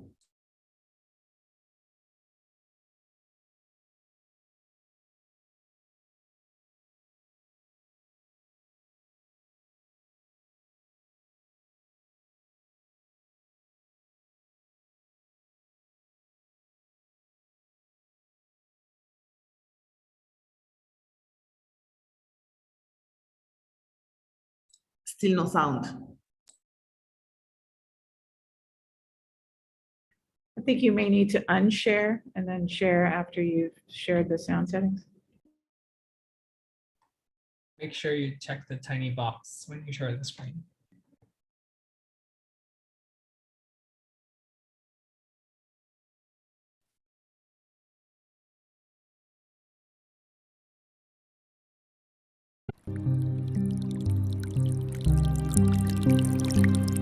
You do not grow here naturally. You do not belong. Someone deliberately scattered you here. But my, you've grown so strong. You do not shrink into the background. You grow far, bright and tall. In harmony with the other flowers. This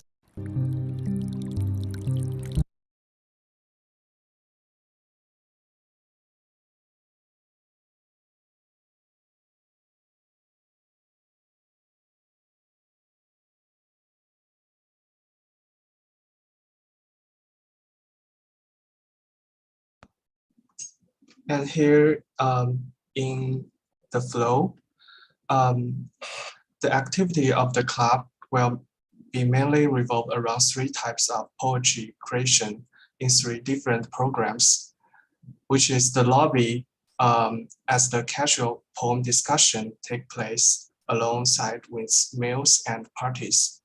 The core sphere that holds an intense poem composing competition, and the top area for individual writing and polishing. Here's a plan for the lobby and the central core area and the top floor working area.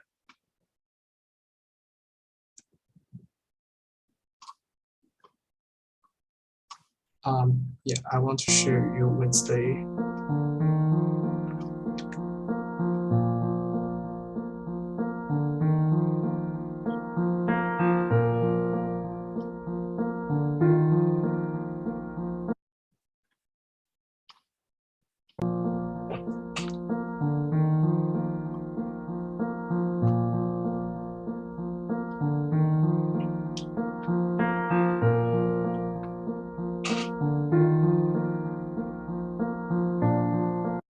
In the gathering, in the daily gathering at the lobby, the floor and table are connected, and members can walk around the seat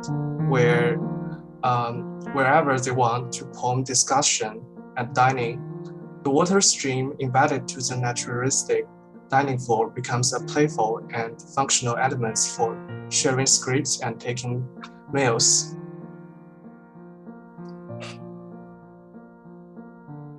While in the more challenging poem competition, selected members will be elevated to the center core of the club, playing games on a landscape blended with digital holograms.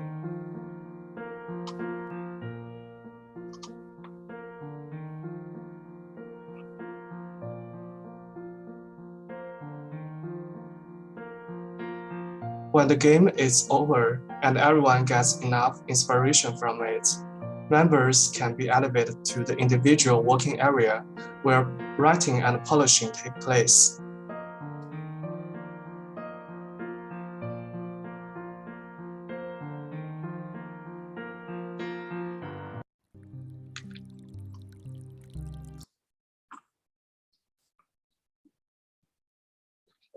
Here, outside the core programs, which are mostly members only, Flow explore a more public aspects of social clubs and embrace the city.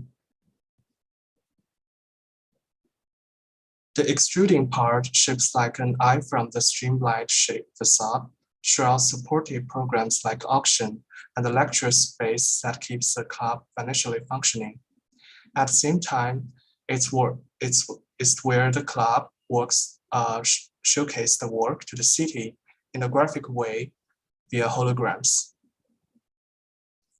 We suppose that the public is attracted by the facade and holograms, and they will get a chance to approach the building and get involved in the interactive experience long waited for them.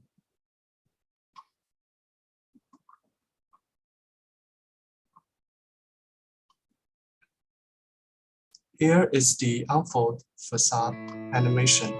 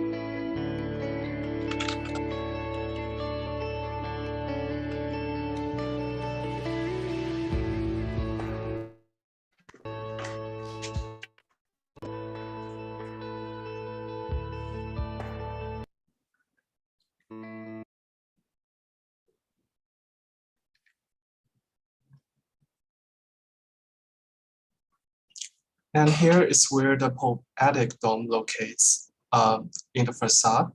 By interacting with the dome via one's smartphones, peoples as random groups can share imagery, get AI-generated poems, do rankings, and receive prizes for poems. And more importantly, is to get know each other through this collective experience. And this is how the interactive dome works.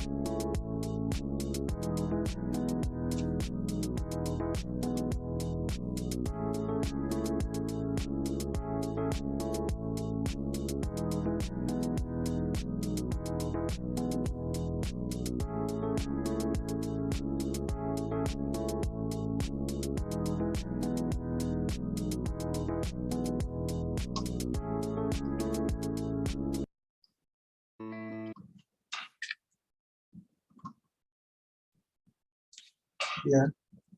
In the end, I want to show you the how the flow works in this building section. And I do believe the future for social clubs is neither solely exclusive nor totally public. I think it's a combination of the two with some kind of flow connecting members and outsiders. Thank you.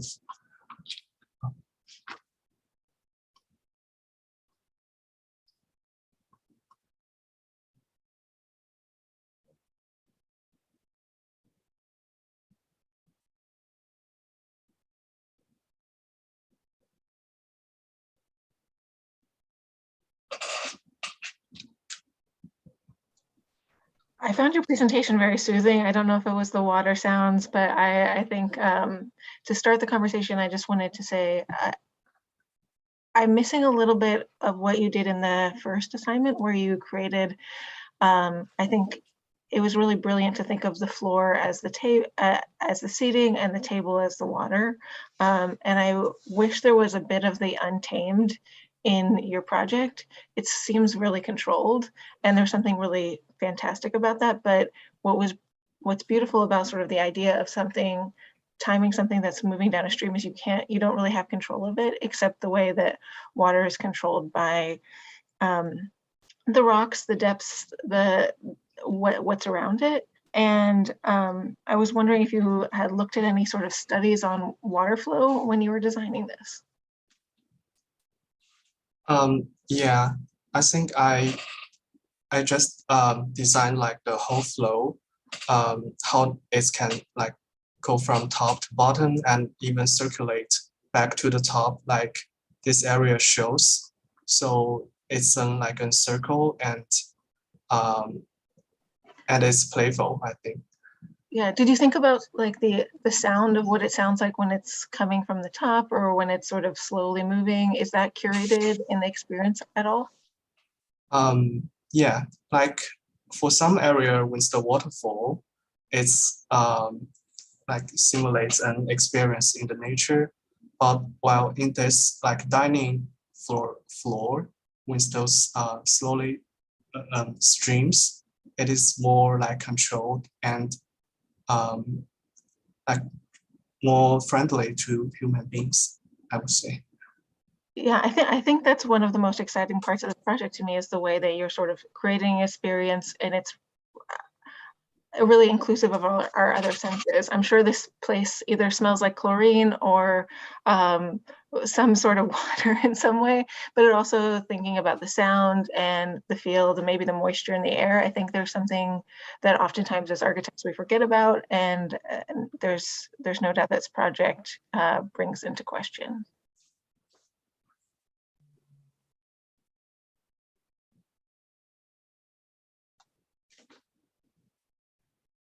I think the the relentless geometry, right, of the circle, then the dome and its path, its circulation, but it's also then fenestration, the mullions, it's the elevations, and then there's the moment of the camera lens. It's almost like that cinematic moment. I don't know if that was intentional or not, but I would say pick your moments more specifically, right? In other words, it takes the heat off of the dome. In other words, if the dome is a kind of central driving feature of the project, then everything else sort of taking on that circular sort of formation, I think sort of takes away from it. I also agree that initial sort of the ground becomes above ground, below ground, right? This water becomes the food on your table, I think that's really beautiful. And how do you then scale that up in section? Right. And I think that would be really beautiful because you can sort of think of the water as a volume, but also, as a liquid, and then also think about it in its different states, right? Frozen, evaporating, right? And that starts to then get at sort of the thickening of that narrative, right? Following through with the water, again, at different scales, but also different potentials of experience. And I think that would be super important. And of course, there's the obvious planetary effect of that.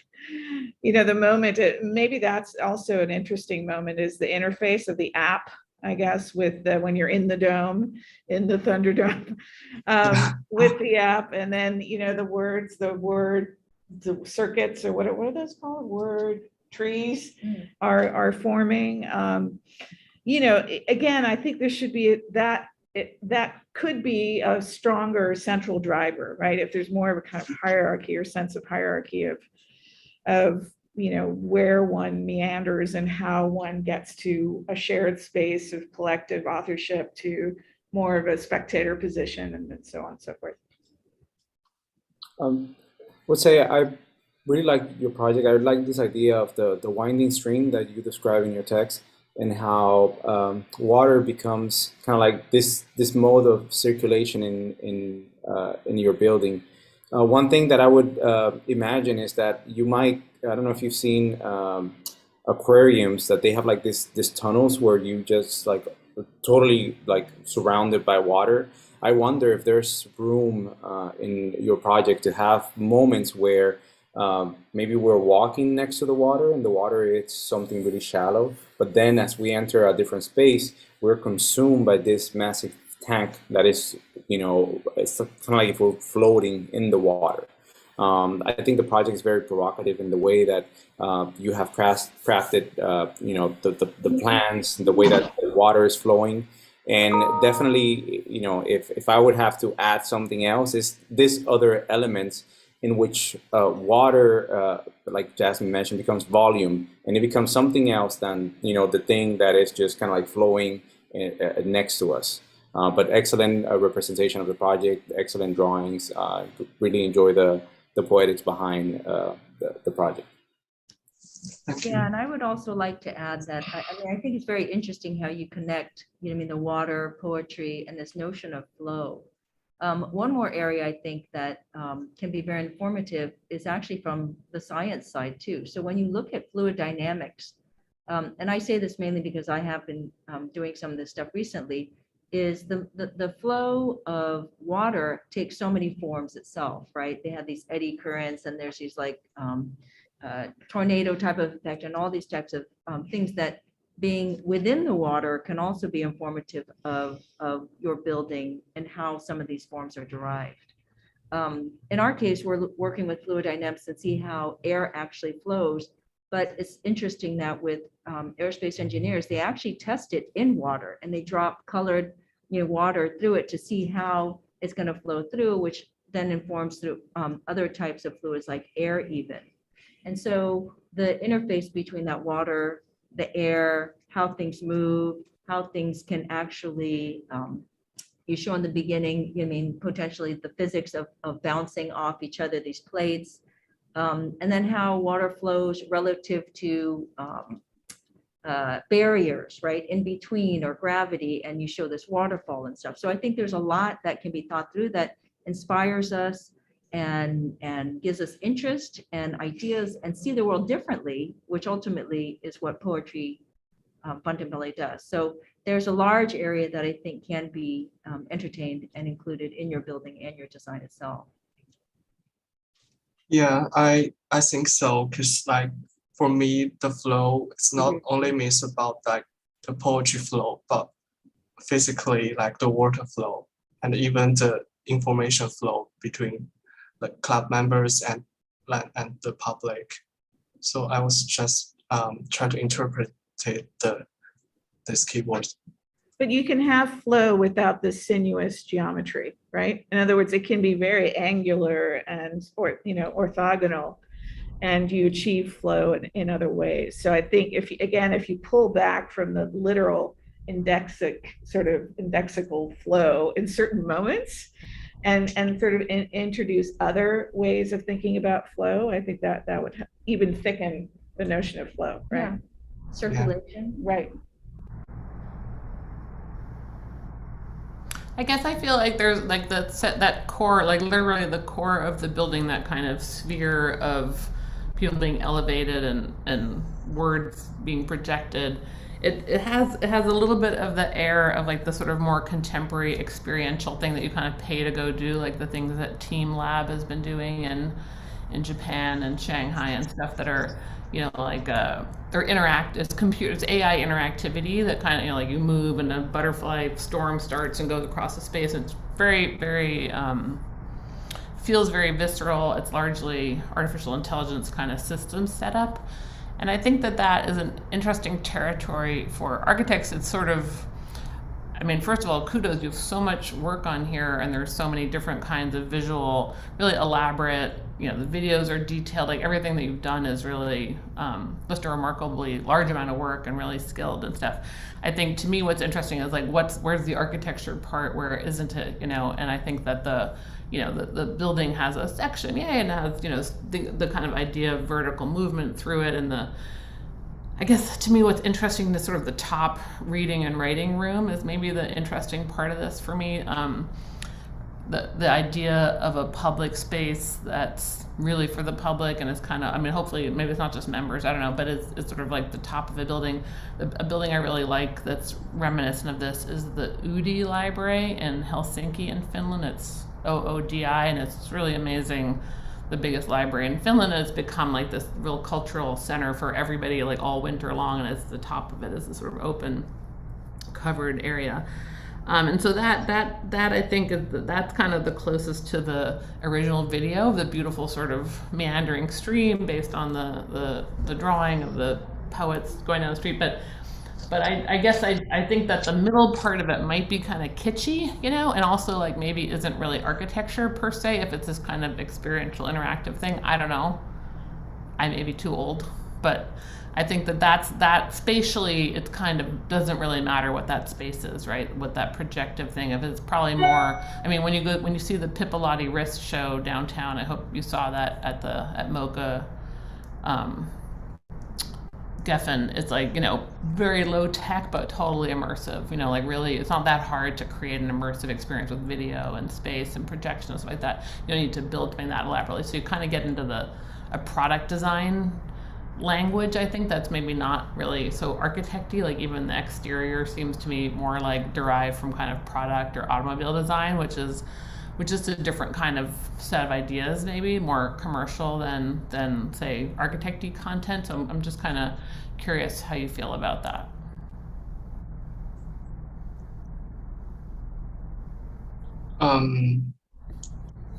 Yeah, I think you said like creating kind of like poetic experience or environments doesn't have to like use like very like high tech or like those like apps and application,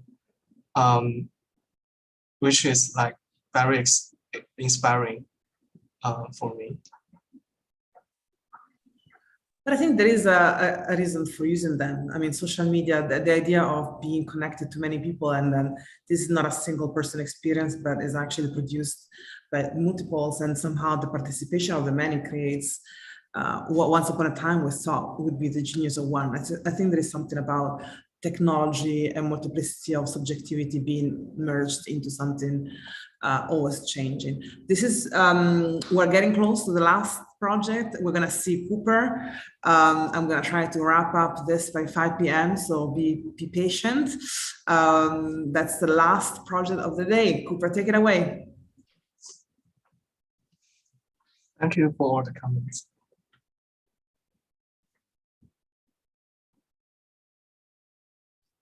Hello, everyone. My name is Cooper, and I'm gonna introduce you the private club, The Banquet. So in August 2021, Alibaba, the leading Chinese company, reported that female employee had been sexually assaulted by another drunk employee during business entertainment. The victim followed the company's internal complaints to no avail, and instead disclosed the victim's experience through the internet, which detonated Alibaba's sexual assault case with a social storm. And according to the latest news, yesterday, Alibaba just fired this lady. It is a cultural chaos of business and drinking matters, and is also a manifestation of the social structure of workplace sexual assault and gender inequality. In the power field of the drinking matter, toasting become a test of loyalty in nowadays. Drinking high-degree alcohol that is severely hurting one's body is even more showing the alliance of interest and allegiance to power. Even if the two are equal, people are willing to use excessive drinking to show their sincerity. In the banquet, you will experience another world with drinking freedom. The banquet will create a safe and comfortable drinking environment for members and protect them from all aspects, not only the physical security, but also in terms of table manners. At the same time, the club is also committed to bring back the correct drinking manners from different cultures and different eras. In order to gather people who love to drink but refuse unspoken rules and loyalty tests behind the table, the entrance threshold will be based on the recommendation from at least 2 existing members. The club will have a special procedure to check whether you have a relatively clean background. To enforce club's goal, the banquet has some specialized programs. The library. There are collections of worldwide alcohol and drinking utensils from different cultures and different periods. The sterilization channel. Under the influence of COVID-19, we believe disinfection is necessary. The private pots. In this area, you will see some special table setting utensils with different cultures. At the same time, your drinking glasses will deform due to your alcohol, which means you can choose how much you want to drink. The safe room. Inspired by Adult Luz, the safe room offers a space to protect your safety, especially after your drinking. For the events, the club mainly focuses on the appreciation of different drinking manners and utensils. And here is the table setting.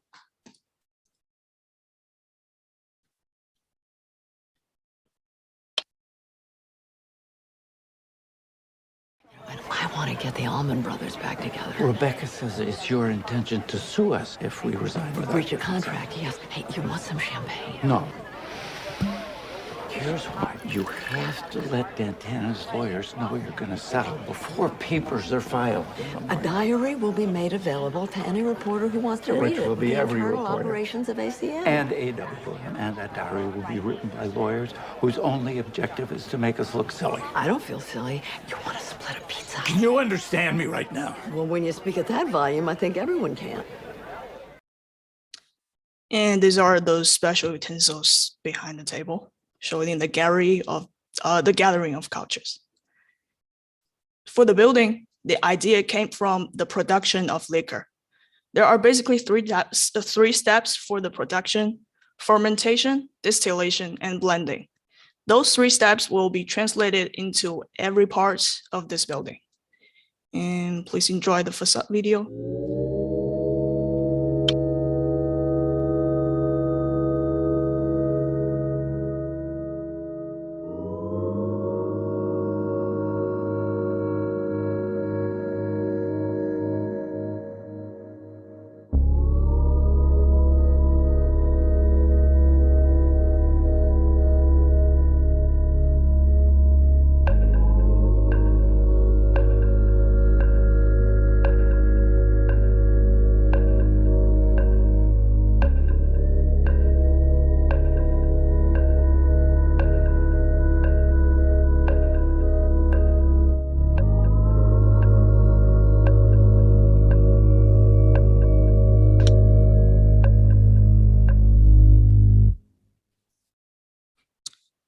So after parking, members will take the elevator, go straight to the top level of this building. After the reception, members can store their personal items in the storage, then walk past through the sterilization channel. You can choose to go to the library or exit the top floor. By taking the private elevators, you will enter into the private pods, where the table settings happen. When you feel enough for drink, the transmission channel will send you directly into one of those safe rooms. Also, you can choose whether you want to social with strangers or not. If you want, then you can take the private elevator and go down to the lowest level, which is the public space for the club. And here you can enjoy the public socializing, food, music, and the beautiful Los Angeles night.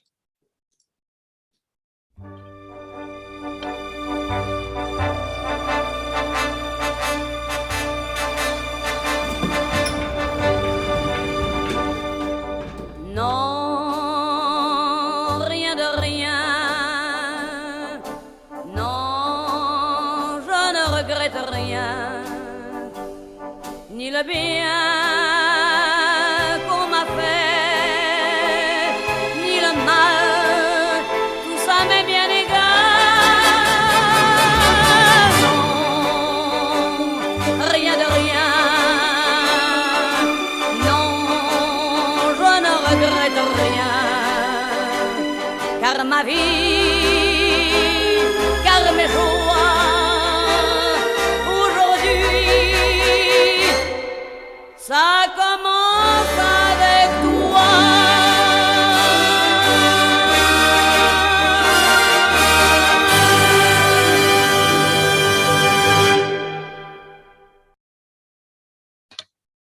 And these are several interior shots. And that's the end of my presentation. Thank you.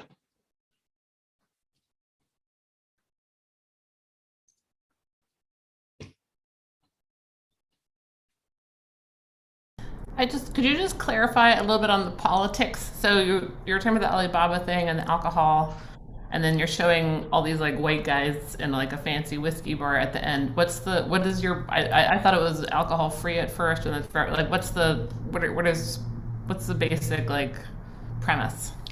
Yeah, so the background was like the Alibaba sexual assault case, but like that's after the drinking. So it's during the workplace entertainment, but it's after the drinking. So in nowadays, like lots of people use drinking to force people to do something, or in the business or something. So when you are in a banquet or in a drinking or on the table, you're forced to face some like under table rules or some hidden rules. So I want to create a place for people to feel safe when you're drinking, not only for the table manners or the business thing, and also the like when you done with your drinking, you're feeling safe to stay here, and we can protect you.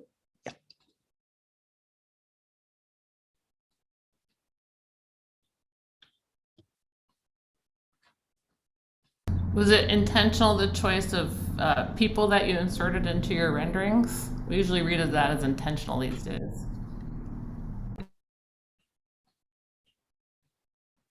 Oh, you mean the people? Oh, excuse me, I didn't quite understand that question. It's considered very political these days who you put in your drawings and your rendering. So you're showing kind of like old white guy country club types in your rendering. Is that critical, or is it an unintentional thing that happened?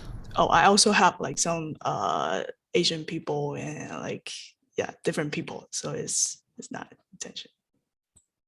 I mean, I would say that I have some personal experience in regarding the drinking cultural, probably where Cooper come from. So I understand the notion that you might have to entertain in a business occasion that you're forced to drink to show respect to the other party, and that's how people make business in those. It's a cultural norm in these countries.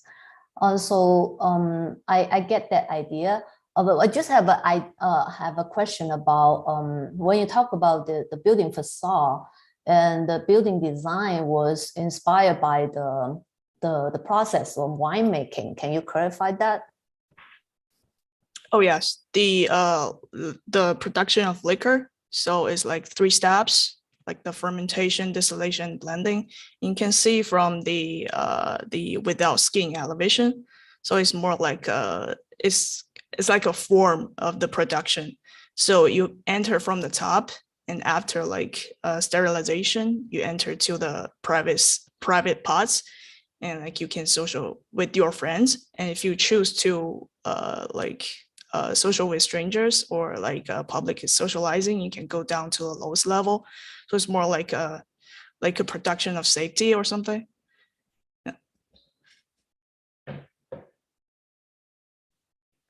Okay, thank you. I think, I would like to comment on the presentation. I think the presentation, I really enjoy that the storytelling of your presentation, and the way you narrative, and then you essay, and then you play the video. I think that was well put together.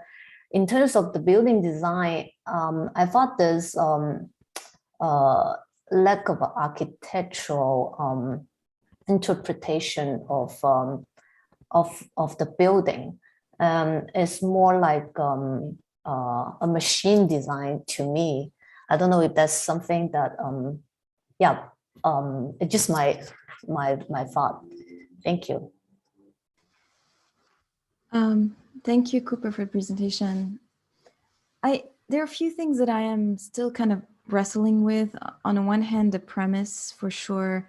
While I understand where you're coming from, Cooper, and how you began, I think what I don't understand is this club trying to promote this culture under more regulatory spatial norms or something, right? Like meaning that the culture still happens, but because, say, there are more specific like rooms and specific shapes, and because of specific ways in which the rooms are laid out, that there will be less likely,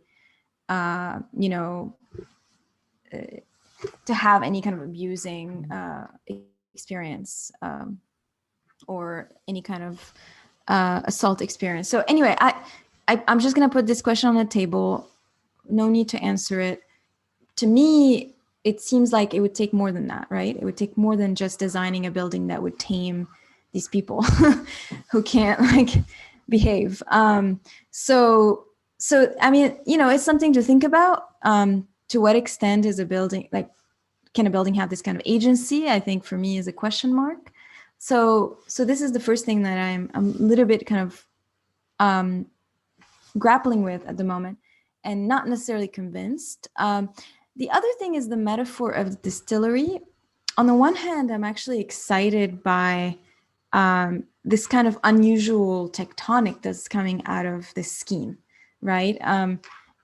It's in a weird way, it feels like a more contemporary version of the Toyo Ito Mediatek, maybe, right? But of course, then I have lots of questions to, how does this work structurally? How the floor plates meet these tubes, right? So this is also something that I'm trying to grapple with. I really like the way in which you animate the plans. I think that was really beautiful, and how you move through them. I find that the sort of sanitation tube to be really exciting, maybe not necessarily within the context of this particular club, but just as a general idea. I think that's an interesting maybe idea for disinfection in the age of COVID. But it's really, these are the things that I'm, wondering about. On the one hand, what does it mean to design a building of this sort to answer or to such behavior? On the other hand, the metaphor of the distillery, to what extent is this actually a factory?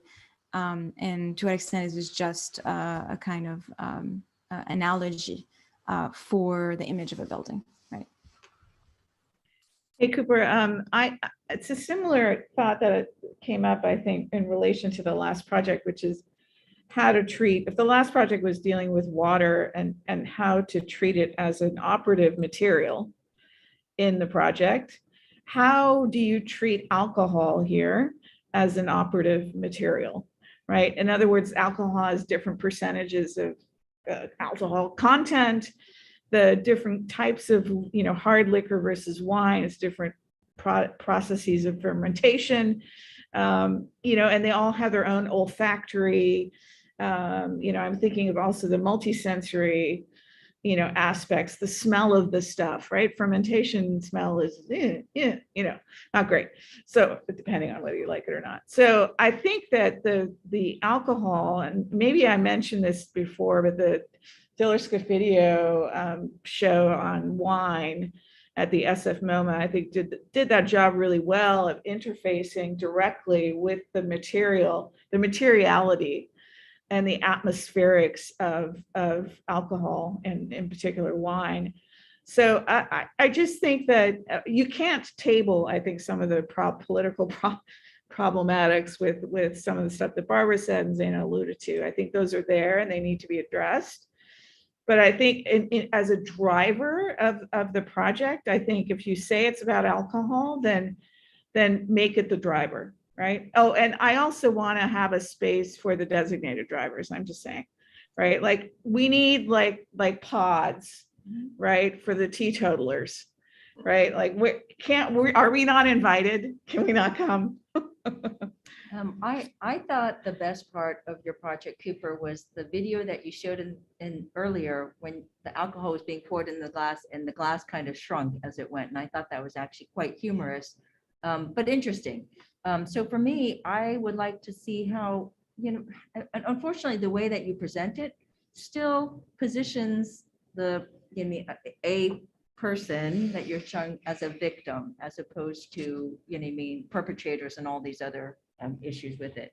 But if your building could actually be more about the behaviors, right, and the adjustments of those behaviors, all the way from someone who doesn't drink to someone who does drink to someone who drinks too much, and that kind of a building that could potentially measure that, right, that inebriation level, and therefore maybe people get separated and adjusted, and that somehow your building start to do that. I would find that very interesting, all the way down to the beginning part of, and I have to say, I don't understand the sterilization part, but I assume that coming into the bar, there's also this, you have to be 21 years and over in Los Angeles, and the carding process, and how, these things actually happen. And can architecture be part of this type of system that you kind of promote, very similar to how that glass expands and contracts, to do that, and less about just being about a safe space for an escape for someone who's potentially victimized. So I think it could be a lot more, and I think you start to touch upon that, and could be, a more commentary about our society and that level of inebriation and potential, separation or distancing, or the conforming of the architecture. I also love the glass that sort of got fat when there was too much alcohol in it. And I wonder if there was a way to sort of engage the facade more to play part in the role. I think you referenced Adolf Loos, and I find him one of the creepiest writers in architecture. He's like, there's a conversation about the predator and prey, and I think you could play a little bit more with who is looking at who, and maybe even look at eyes, who if there's a positive way of watching people and protecting people as a group versus the singular predator watching the prey. I think when we talked a few projects ago at Paige's project about architecture being created for men, and how do you create a space for women, I think it's a similar conversation that you're having. but I wish you took it a little bit further, because I think you're touching on some really exciting things. And it's almost, there's two projects. There's the alcohol project, and then there's the safety project. And I think you're right, they're connected, but I think we're all sort of grappling with how are they connected and how do you enhance that narrative?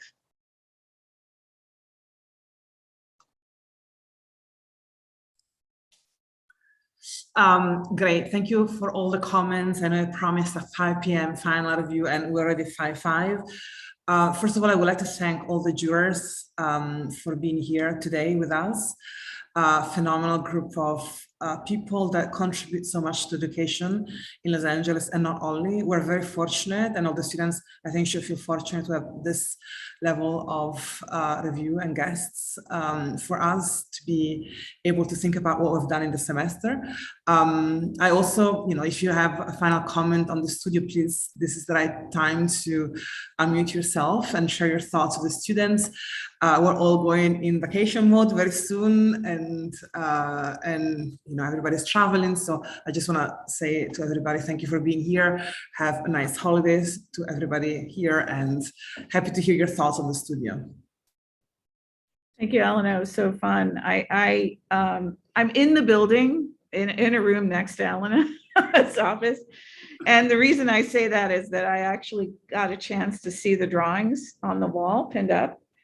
And they have a level of resolution that I've come to expect from Elena Studios in terms of pattern plays, color, composition, so on and so forth. And so I think, on that level, they're super playful. And I think the programmatics, have so many possibilities. I would encourage you to just problematize some of it. In other words, if you take an initial idea, how do you also undermine it productively, right? And use that as a counter force or a counterweight in your architectural argument. I think that just makes that story even richer.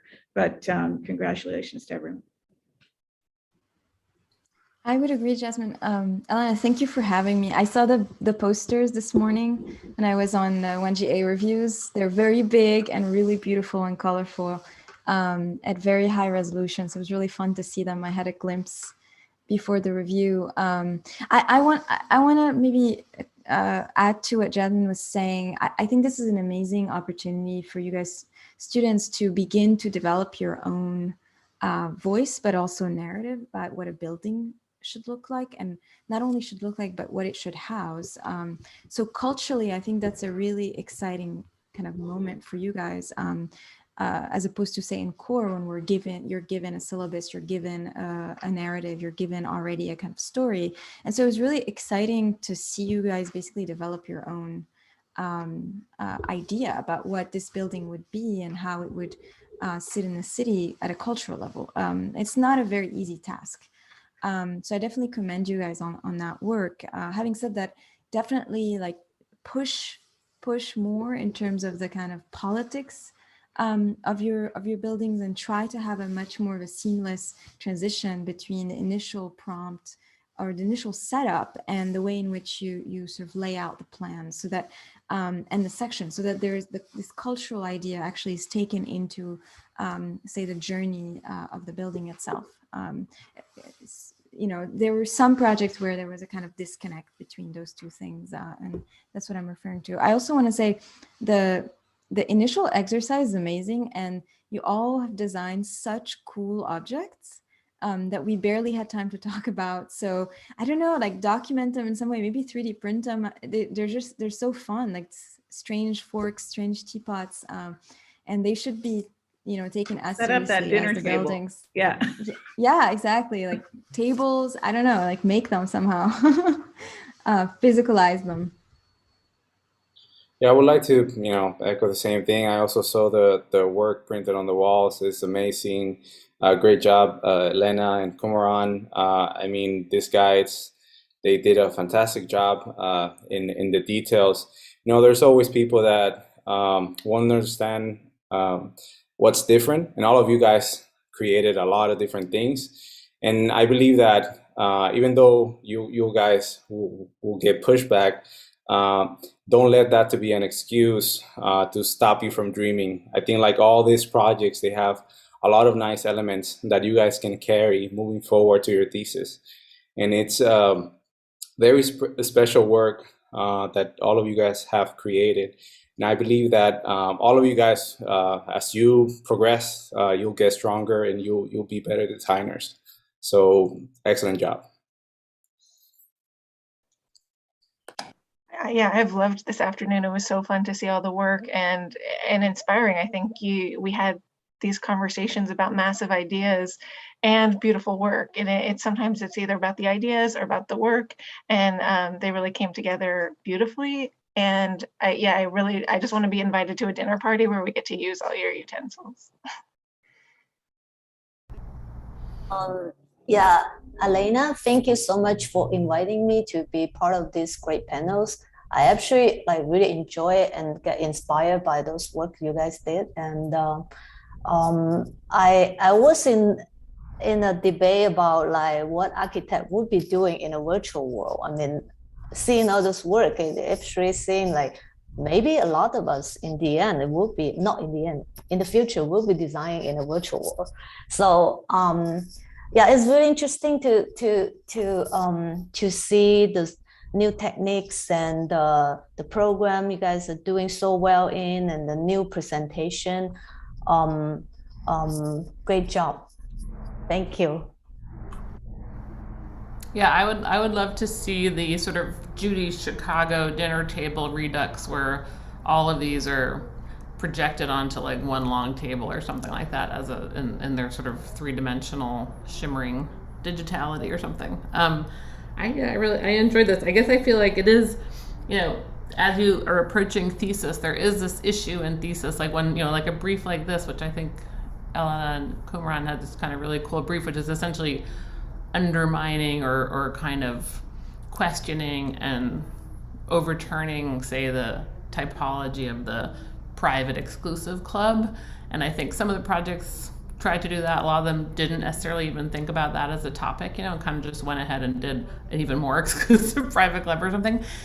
It's what it seemed like. And I think that that's the kind of thing that when you're in thesis land is really important to understand, you know, whether you look at it as politics or as sort of strategically or architecturally, like what's the plan saying about other plans, other buildings in the world. You know, I kept thinking of like Emerson College, that, you know, that Tom Main building that's down, and that's kind of like one of these projects, right, created as a, you know, a college campus kind of club size, about the same thing. You know, what does it exist like in West Hollywood? What's going on in West Hollywood? I'm kind of interested in that bigger world of the thing. If it was going to be a building that was built, what does that mean? You know, or maybe it isn't going to be one and then doesn't need to have a site. You know, those kind of things I think are big topics when you get to this. I want to echo to this. I'm really a good fan of projects that stop for a reason. Not this project actually is not going forward probably. I mean, maybe somebody knows more than I do, but it was stopped because of many reasons, and a lot of news covered the issue of the social club and what it means today to make a building this size and that location with that neighborhood, and what space do you give back to the community, what is private, what is public. I mean, a lot of people have been going against this project, but on the other hand, you have to understand, as architects, we do have these projects. These projects are something that we're called to do, and it's actually a project where a lot of design happen, a lot of creativity can be at play. And I think, you know, many people today here in this group actually designs something that's similar to those projects. And so how do you then take something that we do as architects, and actually as an opportunity for architecture, special architecture to happen, how you take that and create something that has a double fold, that is not just one thing that everybody knows, but maybe has opportunities. Because I think actually everybody's ready for that. It's not just us wanting it. The developer at the end has to want it too. The city wants it, the neighborhood wants it. Buildings that are not ethical are not going to be built anymore. This discussion that are on these buildings that are just beautiful and just making money, and we talked a lot during the first session about how much it costs to enter in these buildings. All of this is true, but the reality is that these buildings do not happen anymore unless there is consensus. And the consensus means to bring on the same line many people that have different interests. Some are pro and some are against this kind of projects. And therefore, we have to give some to this conversation. And I think as an architect, having the ability to create sincere projects that have ethical and aesthetic capability at the same time and not going against each other, somehow having that as an ethos of what we do as architects is a fundamental skill. So I always wanted to try to find something that is controversial in a way. It's something that has been there and as people have been talking about it, and how can we as architects actually be part of the discussion. And so I'm hoping that some of the students will go to thesis, the Mark 1 and Mark 2 students will go to thesis. Some of them are already in thesis, the undergraduate, and the hope was that they could at least craft a program and a position given the prompt and create their own positioning towards what they want to do. That's why I'm hoping that this is what Vertical should be doing in general at SCI-Arc. I want to this stuff is heavy stuff, right? It's hard. Yeah, no, it's not. And embrace that, right? And embrace the precarity of not necessarily always having, answers. And I want to thank everybody, and everybody happy holiday, and thank you for being great students for this semester. Ciao. Great to meet and see everyone.